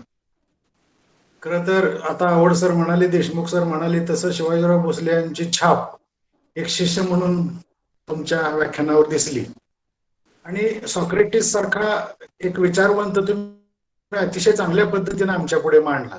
सॉक्रेटिस, प्लेटो आणि अरिस्टॉटल ही जी गुरु शिष्यांची परंपरा आहे त्याच्यामध्ये सॉक्रेटिसची जी शिकवण्याची पद्धत होती, दिसायला तुम्ही म्हणाला तसं तो जरी विक्षिप्त असला तरी पण प्रश्नोत्तराच्या पद्धतीनं लोकांचं प्रबोधन करायची अतिशय महत्वाची भूमिका आपल्याकडे गाडगेबाबांची ही परंपरा होती. कारण गाडगेबाबा पण दिसायला थोडेसे कुरूप आणि विक्षिप्त असत पण विचार मात्र अतिशय चांगल्या पद्धतीने मांडत. तुम्ही अतिशय चांगल्या पद्धतीने व्याख्यान सॉक्रेटिसवर दिलं. मुळात philosophy he it is the mother of all sciences असं म्हटलं जातं. अरिस्टॉटलची व्याख्या अभ्यासल्याशिवाय कुठल्याच शास्त्राला पुढे जाता येत नाही अशा प्रकारच्या अवस्थेने असं म्हटलं जायचं की अरिस्टॉटल सारखा विचारवंत 94 विषयांचा अभ्यास त्यावेळी करत होता आणि मग या सगळ्या विचारवंतांचा अभ्यास आपण केला, आमच्या पुढे तो मांडला, अतिशय आम्हाला आनंद झाला. याही पुढे तुम्ही नंतर प्लेटो, सॉक्रेटिस आमच्या पुढे ठेवावेत अशी विनंती करतो आणि चांगलं व्याख्यान दिल्याबद्दल तुम्हाला शुभेच्छा देतो. आव्हाड सरांना एक विनंती करतो, मुळीक सरांनी केली तशीच, की ही व्याख्यानमालेची परंपरा, देशमुख सर सुद्धा आता म्हणाले की भविष्यातही ही व्याख्यानमाला काही ठराविक कालावधीनंतर पुन्हा चालू करून वेगवेगळ्या विषयावर आपल्याकडे बोलणारे वक्ते आहेत. बाहेरून काय, आता देशमुख सर जरी रिटायर झाले असले तर देशमुख सरांची एखाद्या व्याख्यानाची मेजवानी श्रोत्यांना देता येईल अशा प्रकारची ही व्याख्यानमाला पुढे, हा उपक्रम पुढे चालू ठेवावा. कारण आव्हाड सर एक उपक्रमशील प्राध्यापक म्हणून या महाविद्यालयामध्ये आहेत. त्यांच्या डोक्यामध्ये वेगवेगळ्या कल्पना असतात आणि त्या कृतीत येताची अतिशय चांगली गोष्ट आहे. आणि आव्हाड सरांच्यामुळं या ऍक्टिव्हिटीज या महाविद्यालयामध्ये चालू राहिल्या. मी आव्हाड सरांनाही त्याबद्दल धन्यवाद देतो आणि मी माझे विचार थांबवतो. जय हिंद, जय महाराष्ट्र. धन्यवाद सर. 94 भाषा बोलणारा अरिस्टॉटल जगातल्या 158 देशांच्या राज्यघटनांचा अभ्यास करणाराही होता आणि मग त्याच्यातून आलेली त्याची ग्रंथसंपदा. धन्यवाद. या कार्यक्रमाच्या संदर्भात, आजच्या व्याख्यानाच्या संदर्भात महाविद्यालयाचे प्राचार्य डॉक्टर दत्तात्रय बागडे सर यांनी आपले प्रतिक्रिया व्यक्त करावी अशी मी विनंती करतो. सर्वप्रथम उपस्थित सर्व मान्यवर, आदरणीय माजी प्राचार्य देशमुख सर, त्याचबरोबर आजचे व्याख्याते मुळीक सर आणि आव्हाड सर, ताटे सर, त्याचबरोबर पाध्ये मॅडम, या सगळ्यांना धन्यवाद देतो की अतिशय सुंदर अशी व्याख्यान मला आपली आज संपन्न होत आहे. तर मुळीक सरांनी त्यांच्या विषयामधला अतिशय गाढा अभ्यास त्यामध्ये मांडलेला आहे की विश्वाच्या निर्मितीपासून आपल्याला अगदी सॉक्रेटिसच्या मृत्यूपर्यंतचा कालखंड हा त्यांच्या जीवनचरित्राच्या माध्यमातून मांडलेला आहे. आणि त्यामुळं मानवी विकास किंवा एकूणच मानवी विकास होत असताना ज्या वेगवेगळ्या प्रकारच्या घडामोडी घडतात, या अनुषंगाने त्यांनी ग्रीस संस्कृतीचा उल्लेख आपल्याला केलेला दिसेल. सत्याचा शोध त्यामध्ये कसा घ्यावा किंवा कसा घेतला जाईल, त्याचबरोबर आपल्याला ही पृथ्वी निर्मिती वेगवेगळ्या पद्धतीनं कशी निर्माण झाली, वेगवेगळ्या तत्त्वज्ञांची विचारसरणी त्यामध्ये मांडलेली आहे. आणि मानवी विकासामध्ये आपल्याला दिसेल की यथा राजा तथा प्रजा हे जे विधान त्यांनी त्यामध्ये मांडलेलं आहे, एक अतिशय तंतोतंत आजही जुळणार आहे. की ज्या देशामध्ये राजा चांगला आहे त्या देशाचं राजकारण, अर्थकारण, समाजकारण, संस्कृती ही अतिशय चांगली आपल्याला विकसित झालेली दिसेल. आणि ज्या देशामध्ये राजा चांगला नसेल तिथं आपल्याला संस्कृती किंवा अर्थकारण, राजकारण हे विकसित होत नाही, तिथली मानव संपत्ती विकसित होत नाही असं आपल्याला पाहायला मिळतं. आणि सुदैवानं भारतामध्ये आपल्याला हे चित्र चांगलं आहे की तिथं आपल्याला ही संस्कृती विकसित झालेली आहे. त्यामुळे अगदी पुरातन काळापासून जर आपण पाहिलं तर आपला विकास हा मानवी आदिमानवापासून, ज्याला आपण बार्बेरियन कल्चर म्हणतो, तर या बार्बेरियन कल्चर पासून आजपर्यंत आपल्याला हा विकास झालेला पाहायला मिळेल. म्हणजे तिथं राजकर्ते निश्चित चांगले आपल्याला लाभलेले आहेत. तत्ववेत्ता राजकर्ता असावा हे जे काय म्हटलं जातं हे आपल्याला आपल्याही संस्कृतीमध्ये पाहायला मिळतं. आणि मुळीक सरांनी आपल्याला या वेगवेगळ्या पैलून आपल्याला खूप सुंदर माहिती त्यामध्ये दिलेली आहे. तर महत्वाचा मुद्दा की न्याय या विषयावर त्यांनी चांगलं भाष्य त्यामध्ये आपल्याला केलेलं आहे. सत्य म्हणजे काय, न्याय म्हणजे काय, आणि सत्य स्वीकारणं हे किती जड असतं हे आपल्याला प्रत्येक व्यक्तीच्या किंवा प्रत्येक मानवी जीवनामध्ये आपल्याला ते पाहायला मिळतं, प्रत्येकाला ते अनुभवायला मिळतं. सॉक्रेटिसने आपल्याला एवढं मोठं जीवन तत्व देत असताना त्यामध्ये शेवटी मृत्यू हा स्वीकारला आणि ते एक सत्य होतं. अशा प्रकारचे विचार आपल्याला त्यांच्या व्याख्यानामधून मिळालेले आहे. खर तर या व्याख्यानमालेमधली सगळीच व्याख्यानं अतिशय दर्जेदार होती आणि मी प्रत्येक व्याख्यानामध्ये त्या प्रत्येक व्याख्यात्याला असं एक निवेदन सांगत आलो की तुम्ही 1-2 विषय तयार करून ठेवा की जेणेकरून आपल्याला पुढे ही व्याख्यानमाला कंटिन्यू ठेवायचीच आहे. देशमुख सरांनी आता ते सांगितलं, सुर्वे सर सुद्धा ते म्हणाले की आपल्याला काही दिवसाचा खंड पडल्यानंतर ती चालू करायची. निश्चितच अशा प्रकारची व्याख्यानमाला आपल्याला कंटिन्यू ही चालू ठेवूया. आणि सर्वांचं सहकार्य यामध्ये लाभलं त्याबद्दल मी संस्थेचे अध्यक्ष आदरणीय बाळदादा, त्याचबरोबर स्वरूपानी दिदी, त्याचबरोबर अण्णासाहेब असतील आणि आपल्या महाविद्यालयाचे सर्व प्राध्यापक, संयोजन कमिटी यांना मी प्रभारी प्राचार्य म्हणून धन्यवाद देतो. कारण अशा प्रकारची कल्पना मांडणं, ती सत्यात उतरवणं हे खूप कठीण काम आपल्याला आव्हाड सरांनी पूर्ण केलेलं आहे. ताटे सर असतील, लोंढे सर असतील, पाध्ये मॅडम असतील, यांनी आपल्याला ही सगळी सिस्टीम जुळवून घेतली आणि त्यामुळे आपल्याला हा कार्यक्रम ऐकायला मिळाला. त्याबद्दल मी महाविद्यालयाच्या वतीनं सगळ्यांना याबाबत धन्यवाद देतो आणि पुढील सूत्र आव्हाड सरांकडे देतो. धन्यवाद सर. आव्हाड या सर. व्याख्यान कुणाला बोलायचं आणखी? नाही. हा, धन्यवाद सर. खर तर या 7 दिवसाच्या व्याख्यानमालेमध्ये अतृप्त असलेले 2 वर्षापासूनचे जीव कदाचित तृप्त झालेले असतील. कारण का प्रत्येकाला किमान 4-4 दिवस तरी अभ्यास करावा लागलेला आहे, मांडणी करावी लागलेली आहे. मी याला थोडीशी पंचपक्वान्नाची मेजवानी असं म्हणतो. डॉक्टर बागडे सर यांनी शेती व व्यापाराचा खरडा भाकरीची आम्हाला जाणीव करून दिली, त्या पद्धतीनं ते खाऊ घातलं. सुर्वे सरांनी प्रयत्नवादाचा वरण भात आम्हाला खाऊ घातला. प्राध्यापक सूर्यवंशी सरांनी अनंत आमची ध्येयाशक्ती मांडताना झणझणीत रस्सा आम्हाला दिला. डॉक्टर वाघमारे सरांनी अस्सल साधनांच्या आधारे सकस फ्रूट सॉलिड देण्याचा प्रयत्न केला. बाळासाहेब साळुंके यांनी जैवविविधतेचं मुरलेलं लोणचं आम्हाला त्या ठिकाणी दिलं. आणि आज या पंचपक्वान्नाच्या जोडीला तत्वज्ञानाची स्वीट डिश मुळीक सरांनी आम्हाला खाऊ घातली. अशा पद्धतीनं आम्ही गेली 7 दिवस इथं सहभागी झालेल्या सगळ्यांनी आपापल्या पद्धतीनं आपल्या विषयाची मांडणी करण्याचा प्रयत्न केलेला आहे. या मांडणीमध्ये मला समन्वयक म्हणून काही जणांचे आभार मानणं गरजेचं वाटतं. प्राचार्य बागडे सरांनी मानलेलेच आहे, पण काही नावं घेणं गरजेचं वाटतं. त्याच्यामध्ये Chandrashekhar Tate Deshmukh sir, doctor Chankeshwar Londhe sir, doctor Sajjan Pawar sir, प्राध्यापक महाडिक सर, प्राध्यापक doctor Janardan Parkale sir, doctor Kuchekar madam, प्राध्यापक निवृत्ती लोखंडे यांनीही वेळोवेळी वक्त्यांची ओळख करून देणं, प्रास्ताविक करणं हेही महत्वाचं मानलं. सहभागी झालेल्या सर्व वक्त्यांनी आपल्या विषयाची अत्युच्च प्रकारची मांडणी केली. त्याबरोबरच सहभागी झालेल्या सर्व सदस्यांनी मनापासून या ठिकाणी सहभाग घेतला. काल उल्लेख केलेला होता, आजही उल्लेख करतो. हैदराबादवरून क्लास 1 अधिकारी नितीन शिंदे सर ही गेली सातत्यानं त्यांना जसा वेळ मिळेल त्यांच्या कामातून ते सहभागी होत आहेत, त्यांनीही या ठिकाणी आपल्याला सहभाग नोंदवला. सिंहगड कॉलेजचे नवले सरही 2 दिवस जॉईन होते, त्यांचाही आपण या ठिकाणी आभार मानूया.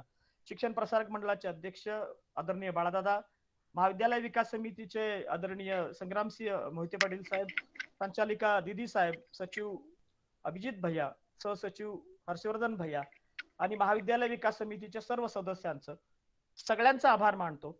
आणि ही व्याख्यानमाला अशाच पद्धतीनं पुढे चालू राहील, त्या पद्धतीचे प्रयत्न आपण नक्की करूयात. ही सूचना सांगत आभार मानण्याच्या अगोदर उद्याची एक सूचना आहे की पुण्यश्लोक अहिल्यादेवी होळकर विद्यापीठाच्या वतीनं सहकार महर्षी व्याख्यानमालेचं आयोजन दरवर्षी केलं जातं विद्यापीठाच्या वतीनं. त्याच्याही व्याख्यानाचा उद्या एक 3-3:30 वाजता एक व्याख्यान विद्यापीठानं ऑनलाईन आयोजित केलेले आहे, त्याच्यामध्ये आपण सहभागी व्हावं एवढी विनंती करतो. आणि ही व्याख्यानमाला अतिशय चांगल्या पद्धतीनं संपन्न झाली असं जाहीर करतो. सहभागी झालेल्या सर्वांचं मनापासून आभार मानतो. धन्यवाद.